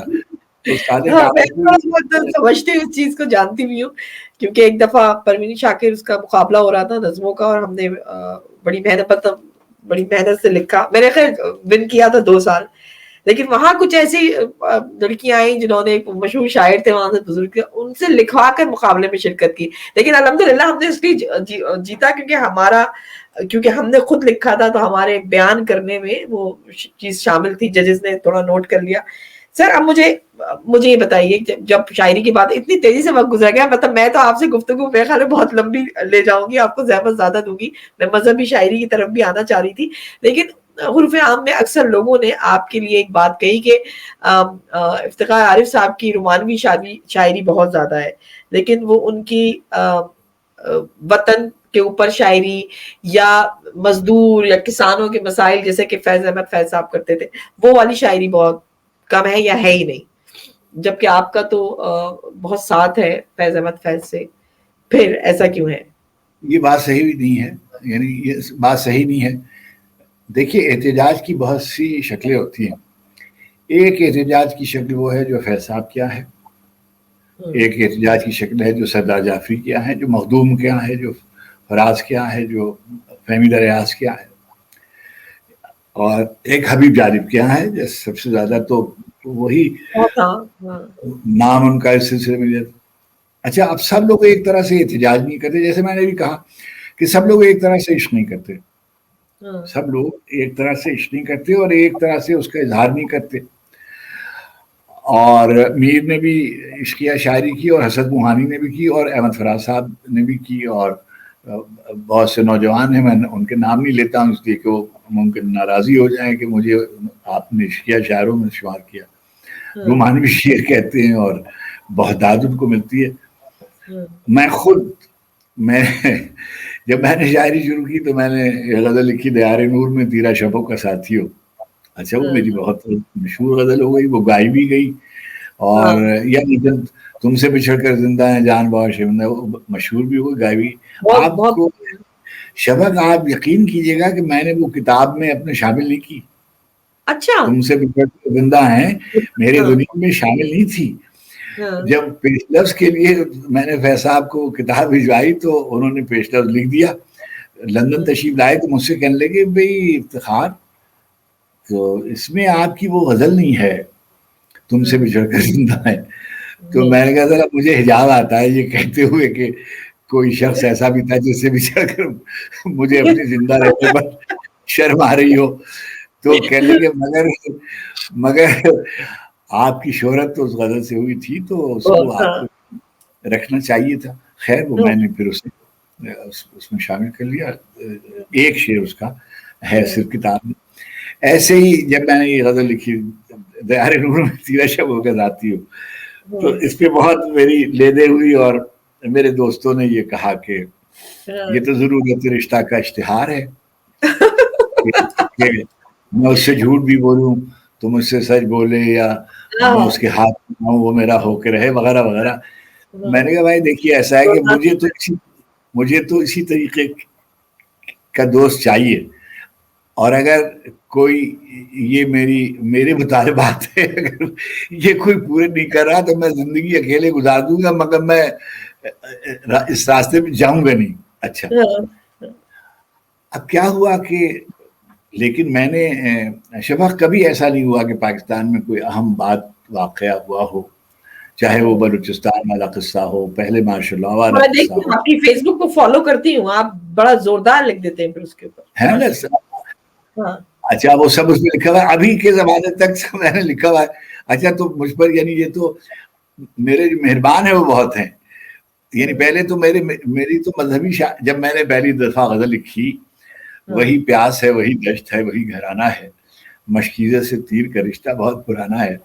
تو میرے دوستوں نے کہا کہ دیکھیے یہ لکھنؤ سے آیا ہوا ہے اور اس کو سلام میں اور غزل میں فرق نہیں معلوم. اچھا تو خیر اب میں یہ کہتا ہوں کہ اقبال نے لکھا کہ ستیزہ کار رہا ہے صدا سے کیا روز چراغ مصطفی سے شرار بولہبی اور موسیٰ و فرعون و شبیر و یزید دو قوتیں آپس میں ٹکراتی رہتی ہیں. ہر زمانے میں ایک فرعون کے سامنے کسی موسیٰ کو آنا ہوتا ہے کسی نمرود کے سامنے کسی ابراہیم کو آنا ہوتا ہے کسی ابو جہل کے سامنے قیام کرنا ہوتا ہے. اس سے اس کا تصادم لازمی ہوتا ہے تو حسین نے یزید کے سامنے وغیرہ. تو میں نے کہا کہ میں تو لکھوں گا اور چنانچہ میں نے لکھا. جب میں نے لکھا تو پھر اب لوگوں نے یعنی مجھ سے پہلے بھی لکھا گیا تھا غزل میں مگر اکا دکا شعر ہوتے تھے کہ جیسے فرض کیجئے کہ شیخ کھڑے میر صاحب کا شعر ہے شیخ کھڑے محراب حرم میں پہروں دگانا پڑھتے رہیں ایک سجدہ اس تیغ تلے کا ان سے ہو تو سلام کریں. اب کتنا کہ زیر شمشیر ستم میر تڑپنا کیسا سر بھی تسلیم محبت میں اٹھایا نہ گیا. میر صاحب نے لکھا ہوا یہ کربلائی ہے. ہزار بار مجھے لے گیا ہے مقتل میں وہ ایک قطرے خون جو رگے گلو میں ہے. سلیمان ندوی. تو لکھا جاتا تھا. میں نے پھر اپنی نسل میں نے لکھا. چنانچہ فیض صاحب نے میرے پیش لفظ میں یہ لکھا کہ افتخار میری تعریف کی کہ اس کا اختصاص یہ ہے کہ اس نے فرہاد اور قیس اور وامق وغیرہ جو فارسی کے اور ایرانی تہذیب کے نمائندے تھے ان کے ذکر کے بجائے اپنی تاریخ کے بڑے لوگوں کا تذکرہ کیا کمال ان کو علامت بنایا. میرے دوست ہیں پروفیسر گوپی چند نارنگ انہوں نے مجھ پر ایک مضمون لکھا کربلا کا شعری استعارہ اور افتخار عارف باقاعدہ. اچھا اب کیا ہے کہ مجھے اس پہ کوئی وہ نہیں ہے. ظاہر ہے کہ میں کوئی دو باتیں شفا بالکل ذہن میں رکھنی چاہیے. ایک تو لوگ ہوتے ہیں پولیٹیکل ایکٹیوسٹ ہوتے ہیں جیسے حبیب جالب تھے وہ پولیٹیکل ایکٹیوسٹ تھے. جیسے فہمیدہ ریاض تھی وہ پولیٹیکل ایکٹیوسٹ تھی. مخدوم محی الدین تھے وہ پولیٹیکل ایکٹیوسٹ تھے. سردار جعفری تھے وہ کمیونسٹ پارٹی کے ممبر تھے پولیٹیکل ایکٹیوسٹ تھے. میں پولیٹیکل ایکٹیوسٹ نہیں ہوں. میں لٹریری ایکٹیویزم پر یقین رکھتا ہوں. یہ لفظ میں نے مستعار لیا ہے ارندھتی رائے سے. ابھی ان کی کتاب ایک آئی آزادی اس کے ایک مضمون میں انہوں نے لکھا کہ جو ادیب ہوتا ہے اس کا جو ایکٹیویزم ہوتا ہے وہ اور طرح کا ہوتا ہے. وہ جب لکھتا ہے اب مثلا میں نے پچھلے دنوں میری یہ غزل بہت جسے کہتے ہیں آپ انگریزی کی زبان میں وائرل ہو گئی. ہے نہیں, بہت ہی پڑھی جانے لگی اور نقل ہوتی رہی. تماشا ختم ہوگا میرے بابو دا, کب تماشا ختم ہوگا وغیرہ, بہت پڑھی گئی. اچھا آپ دیکھیے ایک شعر ہے جو میں نے بہت پہلے لکھا ہوا تھا کہ یہ وقت کس کی رونق پہ خاک ڈال گیا, یہ کون بول رہا تھا خدا کے لہجے میں. ہر حکمران آ کر جب زوال کی طرف جا رہا ہوتا ہے لوگ اس کے بارے میں یہ پڑھ رہے ہوتے ہیں کہ یہ وقت خاک ڈال گیا, یہ کون بول رہا تھا خدا کے لہجے میں. تو یہ سب جو یہ ہوتا ہے کہ لٹریچر میں یہ میرا نقطہ نظر ہے. ممکن ہے یہ میری بزدلی ہو, یہ میری مصلحت میں شکار ہو گیا ہوں, ممکن ہے ایسے ہو. یہ میرا انداز ہے, میں اس طرح کرتا ہوں. مطلب ہاں میں دیکھیے میں کوئی یہ نہیں کہہ رہا, میں کوئی یعنی مجھے تو کوئی منصور ہونے کا شوق نہیں ہے. میں تو ایک مجبور آدمی ہوں, ایک کمزور آدمی ہوں. یعنی مجھے میری ضرورتیں ہیں, میرا خاندان ہے, میری ذات ہے. میں سلیم احمد صاحب کا ایک شعر ہے کہ مانتے ہیں حسین کو خدا, جان دینے پہ ہم نہیں تیار. یہ کہ ہم ایک حد تک جا سکتے ہیں, اس سے زیادہ. خود فیض صاحب نے لکھا ہوا ہے کہ لب پہ حرف غزل دل میں قندیل غم, ہم چلے آئے لائے جہاں تک قدم. ہم سے جتنا ہو سکتا تھا وہ ہم نے لکھا. اب ہماری جو چاروں پانچوں کتابیں ہیں, یعنی میرے دونیم اور حرف باریاب اور جہان معلوم اور شعر علم کتاب دل دنیا اور یہ جو ہے کتاب گل سرخ, آپ دیکھیے تو اس میں جو احتجاج, دیکھیے میں آپ سے گفتگو کر رہا ہوں, میرے لہجے میں کوئی میرا لہجہ اوپر نہیں ہوتا, میں غصہ مجھ کو نہیں آتا. آپ کہیں کہ یہ تو بہت ہی مصلحت آمیز اور یہ تو بہت میں پہلی دفعہ آپ کو دیکھ رہا ہوں, تو آپ سے نرمی سے گفتگو کر رہا ہوں, تو یہ میں نے آواز بنائی ہوئی تو نہیں ہے, میری آواز اسی طرح کی ہے. میں آپ سے شائستہ لب و لہجے میں گفتگو کر رہا ہوں, تو یہ میرا مزاج ہے, یہ میری شخصیت ہے, اس میں میری تربیت ہے, اس میں نے سیکھا ہوگا. میں نے اپنے لیے ایک زندگی گزارنے کا ایک طریقہ یہ میرا ہے. اچھا میں ممکن ہے کہ آپ کو کوئی اور آدمی ملے جو آپ سے تیز لہجے میں گفتگو کر رہا ہو, اونچی آواز میں بات کر رہا ہو, آواز بنا کے بول رہا ہو, کچھ کر رہا ہو, اس کو حق ہے کہ وہ جیسا چاہے کرے. میں نے جس طرح کی زندگی گزاری بالکل اسی طرح کی زندگی میں نے لکھ دی. میں ایک گناہگار آدمی ہوں, اور جب آپ میرے گھر میں تشریف لائیں تو آپ کو میرے گھر ڈرائنگ روم میں داخل ہوتے ہی آپ کو پتہ چل جانا چاہیے کہ میرا تعارف کیا ہے. یعنی میرے مثلا کتاب خانے میں آپ میرے تشریف لے جائیں, اسٹڈی میں جائیں, تو آپ کو میری کتابوں سے اس بات کا اندازہ کرنا چاہیے کہ میں کس طرح کا آدمی ہوں, کس مزاج کے ہیں, بالکل سمجھ گئی. یعنی میری روایت کیا ہے, میں کس پس منظر کا آدمی ہوں. اگر یہاں آپ کو فرض کیجئے کہ یہاں پر کوئی کتابیں رکھی ہوں, فرض کیجئے یہ رکھی ہوئی ہیں رومی کی کتابیں, حافظ کی کتابیں, عطار کی کتابیں, شاہ نامے کے قصے, کوئی غالب اور میر اور وغیرہ رکھے ہوئے ہیں, جدید سارے شاعر رکھے ہوئے ہیں, تصویریں لگی ہوئی ہیں فرض کیجئے حرم کی اور کربلا کی, نجف کی, تو اس سے آپ کو پتہ ہونا چاہیے کہ یہ کس طرح کا آدمی ہوگا. اگر کہیں پر کوئی توغرا لگا ہوا ہے, کوئی آرائش کی چیزیں پتہ چل جاتا ہے وہ. تو بالکل اسی طرح سے کتابوں کو جب آپ پڑھیں گے, مثلا اقبال کے ہاں جو ان کے ڈسکسڈ انڈیویجولز ہیں, اگر آپ اس کی فہرست بنائیں تو اردو کیا فارسی کے بھی کسی شاعر نے اتنے رجال استعمال نہیں کیے ہوں گے جتنے اقبال نے استعمال کیے. تو اگر آپ دیکھیے تو ان کے ہیروز اگر آپ ڈھونڈیں, اگر آپ اقبال کے جو ہیروز ہیں اور جو رول ماڈلز ہیں, اگر آپ ان کی کتابوں میں, فارسی کی کتاب میں, اردو کی شاعری میں, فارسی کی شاعری میں بانگ درا اور بار جبریل اور سمجھیے زبور عجم اور پیام مشرق اور مرغان حجاز اور پس شبایت کرد اور اسرار خودی اور جاوید نامہ اور رموز بے خودی اور reconstruction of religious thought in Islam, یہ ساری کتابیں فارسی کی اور اردو کی اور انگریزی کی اور ان کے خطوط اگر آپ سب دیکھ لیجیے اور ان کی کلیت میں دیکھیے تو آپ کو پتہ چل جائے گا کہ اقبال کے کن لوگوں سے محبت کرتے تھے، اقبال کن لوگوں کی پیروی چاہتے تھے، اقبال کن لوگوں کو ناپسند کرتے تھے، اقبال کس طرح کا نظام چاہتے تھے، اقبال کے ہاں زندگی گزارنے کا طریقہ کیا ہے، اقبال کا تصور خدا کیا ہے، اقبال کا تصور ولایت کیا ہے، ہاں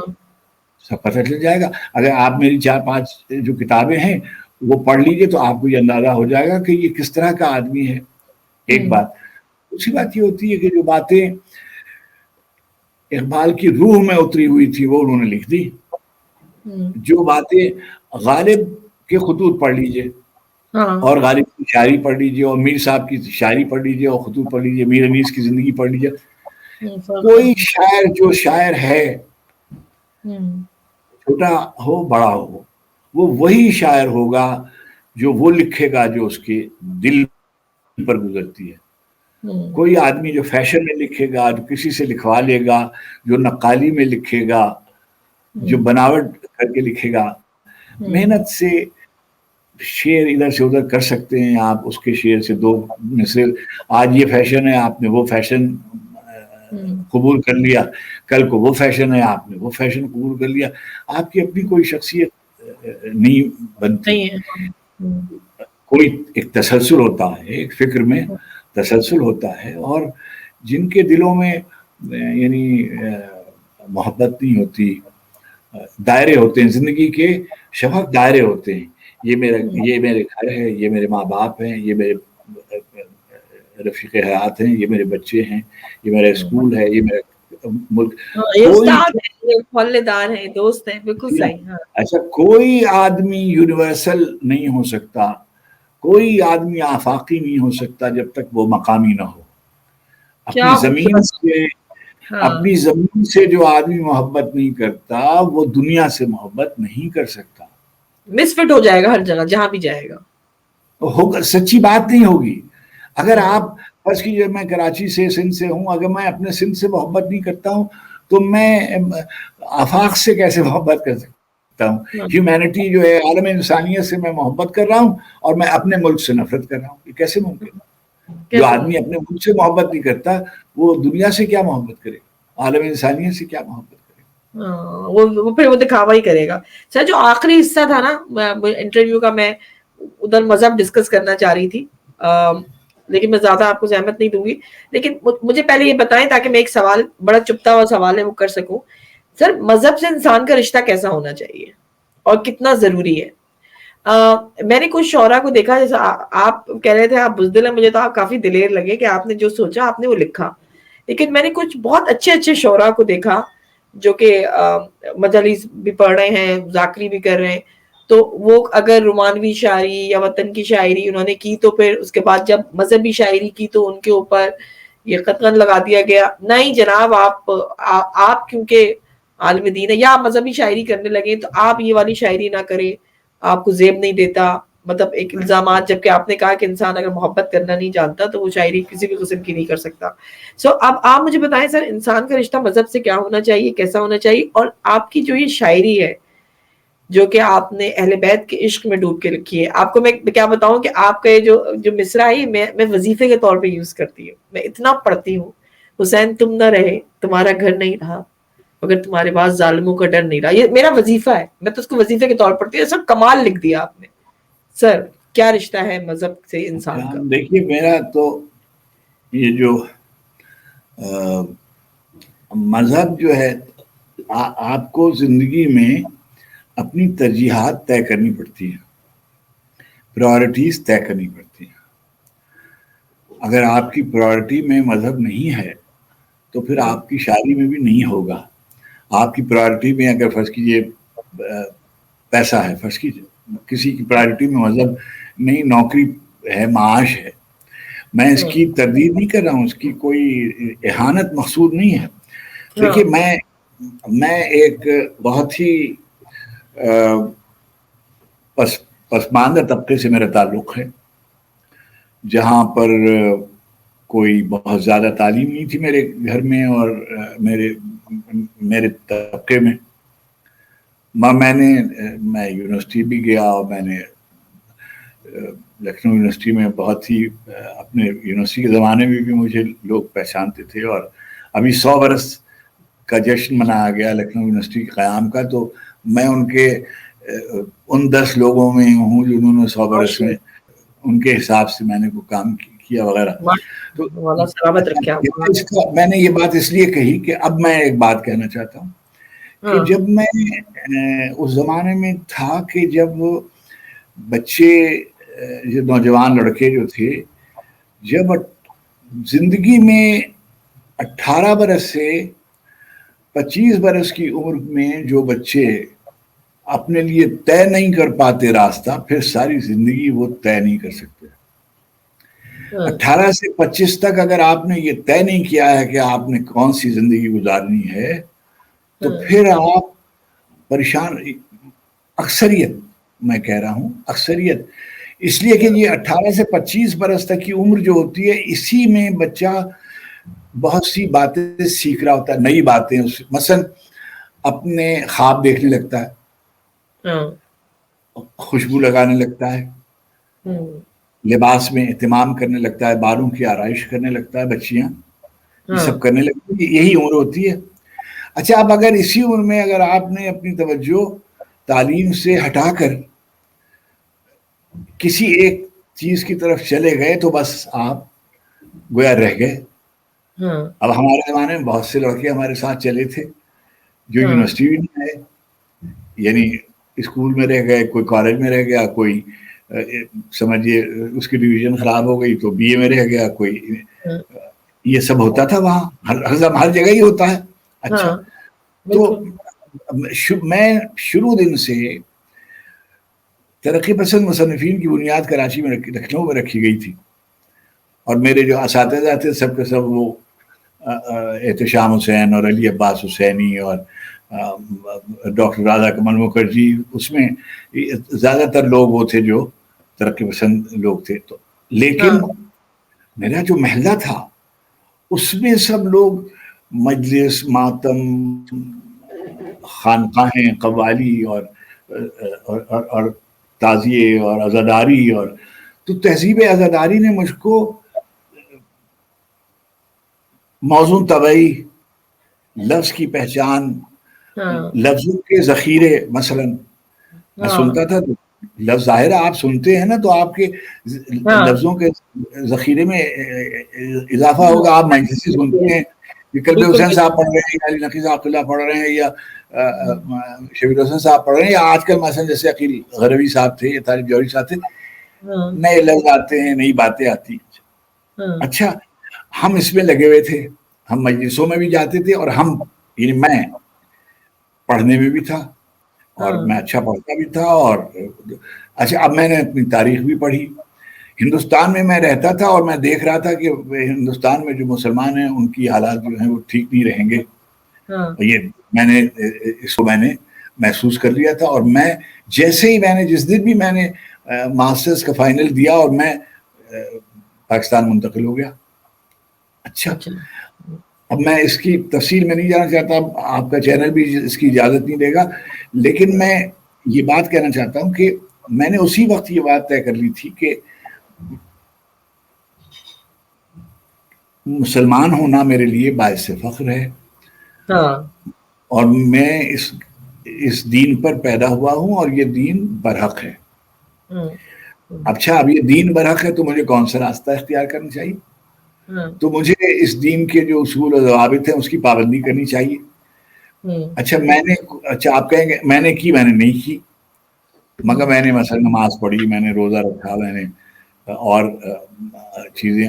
بس میں ایک ایسی بات کہہ رہا ہوں، ممکن ہے بعض لوگ اس پر ہنسے بھی، لیکن مثلا میں نے کبھی سگریٹ نہیں پی، مثلا میں نے کبھی شراب نہیں پی وغیرہ، لیکن میں نے بہت سے گناہ کیے جس پر میں اللہ سے معافی بھی مانگتا ہوں، اور حرم جاتا ہوں یا مدینے جاتا ہوں یا ادھر نجف جاتا ہوں یا کربلا جاتا ہوں، ان کے حضور جا کر دعا بھی کرتا ہوں اور وغیرہ.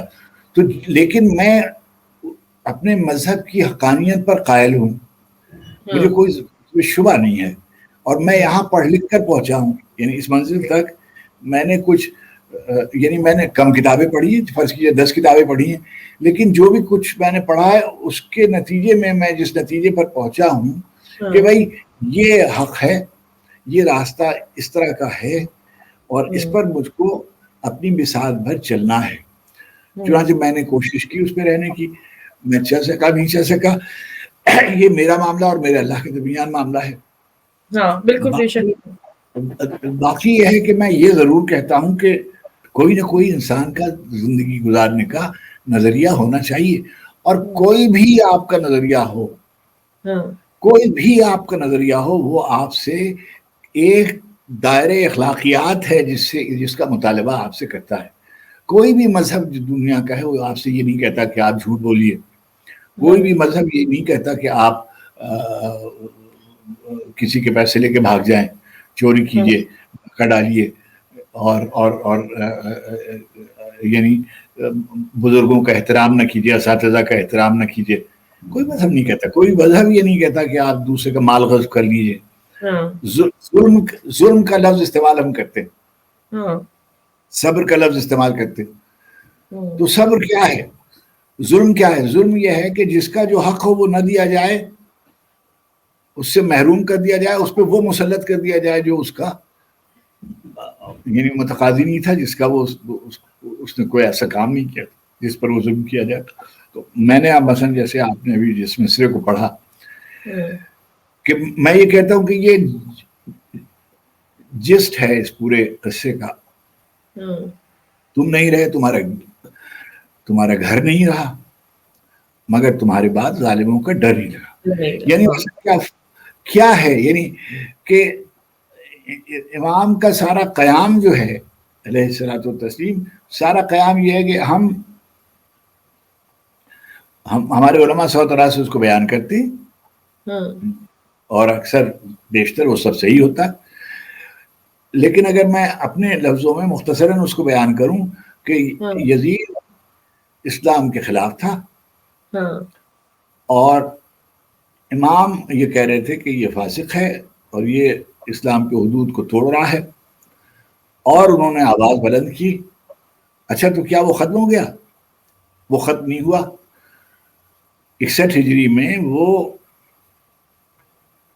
شام کے وقت اعلان کر رہا تھا کہ ہم نے حسین کو قتل کر دیا اور جمع کر دیا اور آج وغیرہ. لیکن آج کون کہہ رہا ہے کہ کون جیتا ہے کون ہارا ہے؟ سب آپ کے سامنے ہے. تو وقت جو ہے وہ فیصلہ کرتا ہے, فوراً ہی فیصلہ ہو گیا. یعنی 3-4 سال میں ہی صورت احوال تبدیل ہو گئی, اور آج تک.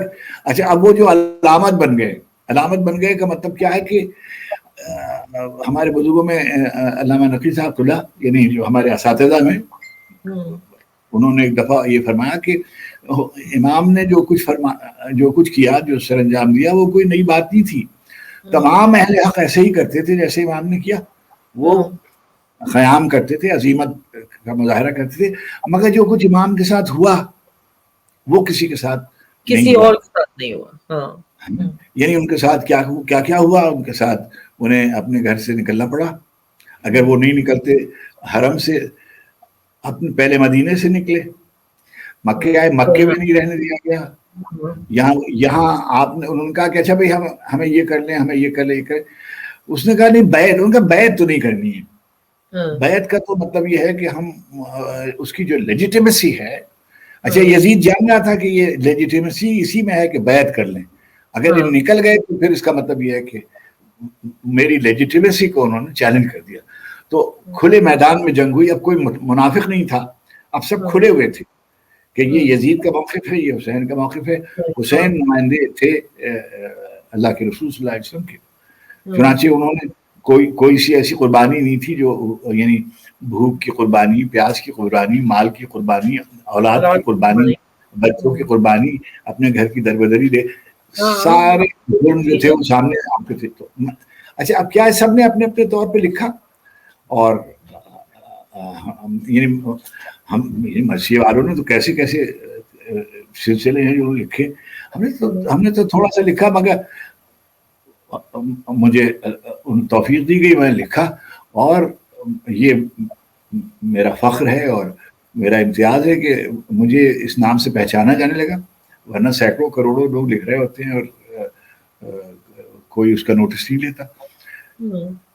مجھے تو کوئی اور یہ میں اپنے لیے باعث فخر سمجھتا ہوں. میری ایک کتاب چھپی شہر علم کے دروازے پر, اس میں میں نے اپنی حمدیں اور نعتیں اور منقبتیں اور سلام نظمیں یہ سب شائع ہوئی, بہت پڑھی جاتی ہے اور بہت نقل ہوتی ہے.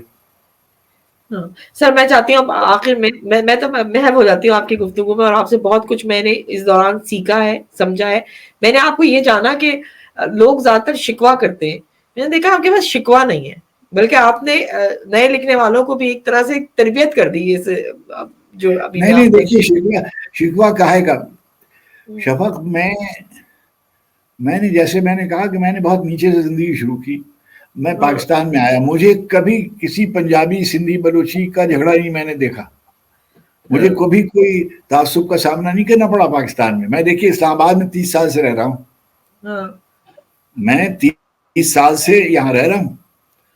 میں پاکستان اکیڈمی آف لیٹرز کا چیئرمین رہا 10 برس, میں مقتدر قومی زبان کا چیئرمین رہا 10 برس, میں ECO میں ایمبیسڈر بنا یعنی ڈپلومیٹک اسائنمنٹ پہ گیا 4 برس ایران میں رہا.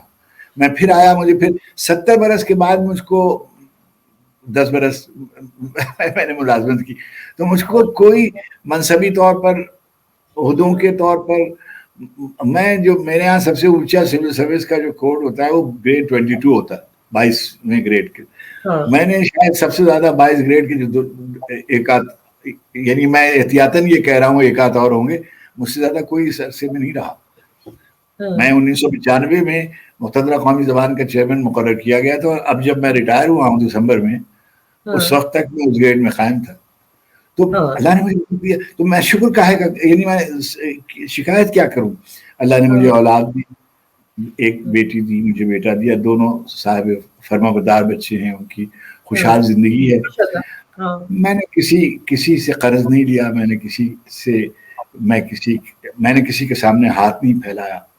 پروردگار عالم نے باق محمد و آل محمد مجھے محفوظ رکھا کہ میں کسی کے سامنے ہاتھ پھیلاتا, میں نے نہیں پھیلایا. کوئی آدمی یہ نہیں کہہ سکتا کہ میں نے اس کا حق مارا ہو. میں نے دیکھیے, میں 55 سال سے میں ملازمت کر رہا ہوں, تو میری 55 سال کی بیلنس شیٹ تو سب کے سامنے ہے نا, اور میں پبلک سروس میں ہوں, تو وہ تو ایک پیسے کا بھی اگر کسی نے کچھ کیا ہوا ہے تو الزام کے طور پر ہی کہہ دیتے ہیں, تہمت کے طور پہ. مجھ پہ تہمت لگی کہ میں ہندوستان میں میرے والدین رہتے تھے, مجھ پہ تہمت لگی کہ میں شیعہ ہوں, مجھ پہ تہمت لگی کہ میں سوویت یونین سے میرا تعلق ہے, مگر کوئی اخلاقی تہمت بحمداللہ کوئی نہیں لگی.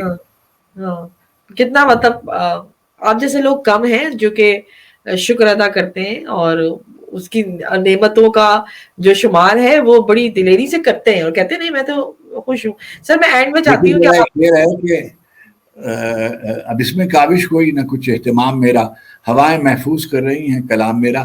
میں کچھ کریموں کے باب نعمت سے منسلک ہوں. میں نے سنا ہے. میں کچھ کریموں کے باب نعمت سے منسلک ہوں, سو خود بخود ہو رہا ہے سب انتظام میرا. مجھے تو کوئی ایشو نہیں ہے, کوئی مسئلہ نہیں ہوا کبھی زندگی میں. اب دیکھیے میری عمر 76 برس کی ہو گئی, اب میں کسی روز اپنے دوسرے سفر پہ روانہ ہو جاؤں گا, لیکن اللہ سبحانہ تعالیٰ کا بہت کرم ہے کہ انہوں نے مجھے کامیاب زندگی گزرا. ستار العیوب بھی ہیں, وہ کوتاہیوں کو چھپانے والے ہیں. وہ ہم سے جو گناہ اور غلطیاں سرزد ہوئی ہیں وہ اس کی پردہ پوشی بھی کرتے ہیں, اور یعنی انہوں نے کیے رکھا. اور لوگوں کے دل وہ کہتے ہیں یختص برحمتہ ہی من یشاء, ہم جس کو چاہتے ہیں ہم اس پر اپنی رحمت بیچتے ہیں. لوگوں میں یشاء بغیر حساب. ہم بعض لوگوں کو, میں شفق ایک اعزاز میرے گلے میں ڈالا گیا, اور میں جب لے کے نکل رہا تھا تو اس ملک کی ایک بہت طاقتور شخصیت جو تھی وہ میرے قریب مبارکباد کے لیے آئی. اس نے جب مجھے مبارک, تو میں نے کہا کہ انہوں نے ایک قرآن کی آیت ہے نا کہ تو عز من تشاء تو ذل من تشاء, اس کو سعادت کے طور پر پڑھی. تو میں نے کہا نہیں سب, میں تو اس کے اگلے حصے کا آدمی ہوں. تو رزق کو من یشاء بغیر حساب, مجھے تو رزق دیا جاتا ہے بغیر حساب کے. یعنی میری یعنی میں کوئی میری صلاحیت اور ہنر کا قصہ نہیں ہے، میں میری طرف یختص برحمتہ ہی من یشاء، جس کو چاہتا ہے اللہ بغیر حساب رزق دیتا ہے، تو مجھ کو تو بغیر حساب رزق دیا۔ کیا کمال ہے سر۔ آخر میں اگر کوئی نعت کے یا یہی والا کلام حسین، میں چاہتی ہوں آپ کی دعا کے ساتھ میں اختتام کروں، کوئی نعت ہو یا پھر وہی، مجھے تو آپ کا ایک کلام بہت پسند ہے، اس کے 2 مصرے میں چاہوں گی کہ آپ کی زبان سے سنوں، حسین تم نہ رہے۔ چھوٹی سی نظم ہے، دعائے قبیل کا ایک مصرع ہے، ایک فقرہ ہے امیر المومنین کا، یا سریع الرضا اغفر لمن لا یملک الا الدعاء، اے جلدی راضی ہو جانے والے رب، میرے پاس کوئی پونجی نہیں ہے، مجھے بخش دے، میرے پاس کوئی پونجی نہیں ہے بجز دعا کے۔ تو یہ امام کی دعا ہے، دعائے قبیل کی کا ایک فقرہ ہے، تو اس پہ میں نے ایک پریشانی کے زمانے میں یہ نظم لکھی تھی۔ بالکل اور شروع میں امیر المومنین کا قول ہے، یہ دنیا ایک سور کے گوشت کی ہڈی کی صورت کوڑیوں کے ہاتھ میں ہے، یہ دنیا ایک سور کے گوشت کی ہڈی کی صورت کوڑیوں کے ہاتھ میں ہے، اور میں نان و نمک کی جستجو میں در بدر قریہ بقریہ مارا مارا پھر رہا ہوں، ذرا سی دیر کی جھوٹی فضیلت کے لیے ٹھوکر پہ ٹھوکر کھا رہا ہوں، منزل عز و شرف پہ گر رہا ہوں، اور میری انگشتری پر یا علی لکھا ہوا ہے۔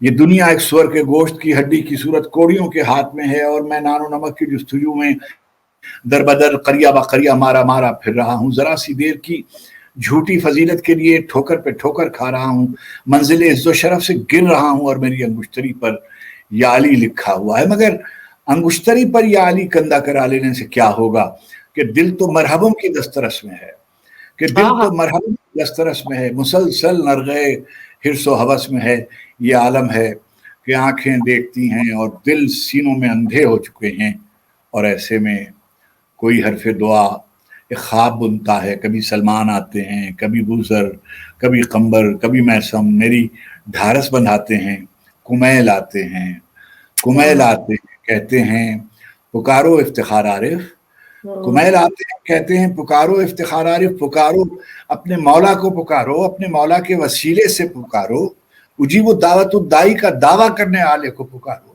کمیل آتے ہیں کہتے ہیں پکارو افتخار عارف، پکارو اپنے مولا کو، پکارو اپنے مولا کے وسیلے سے، پکارو اجیب دعوت الدائی کا دعویٰ کرنے والے کو پکارو۔ یہ مشکل بھی کوئی مشکل ہے، دل چھوٹا نہیں کرتے، کریم اپنے غلاموں کو کبھی تنہا نہیں کرتے، کبھی رسوا نہیں کرتے، یہ دنیا ایک سور کے گوشت کی ہڈی کی صورت کوڑیوں کے ہاتھ میں۔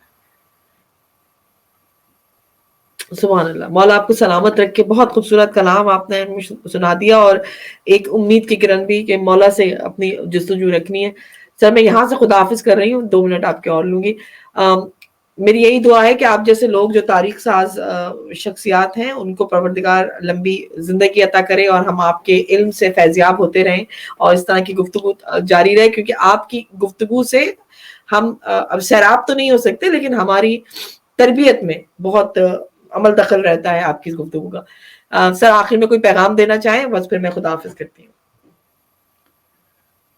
بس میں ایک شعر آپ کے سامنے پڑھ سکتا ہوں کہ آسمانوں پر نظر کر انجموں مہتاب دیکھ، آسمانوں پر نظر کر انجموں مہتاب دیکھ، صبح کی بنیاد رکھنی ہے تو پہلے خواب دیکھ، آسمانوں پر نظر کر انجموں مہتاب دیکھ، صبح کی بنیاد رکھنی ہے تو پہلے خواب دیکھ۔ جب آپ خواب دیکھیں گے اور اللہ سے دعا کریں گے تو پروردگار عالم آپ کے خواب کو یقیناً تعبیر سے ہمکنار کرے گا۔ بے شک، تو خواب دیکھیں، یہ بہت بہت اچھی، میں تو سمجھتی ہوں یہ نصیحت ہے کہ آپ کو خواب دیکھنا ہوگا، تبھی آپ حقیقی زندگی میں اس خواب کو تعبیر، شرمندہ تعبیر کرنے کے لیے عمل کریں گے، اور عمل کا دار و مدار نیت پہ۔ تو آپ کی نیتوں کو پروردگار پاک و پاکیزہ رکھے، اسی دعا کے ساتھ اختتام کرتے ہیں۔ انشاءاللہ جلد ملیں گے کسی اور پروگرام کے ساتھ، جب تک کے لیے افتخار عارف صاحب کو، شفق جعفری کو اجازت دیں۔ خدا حافظ۔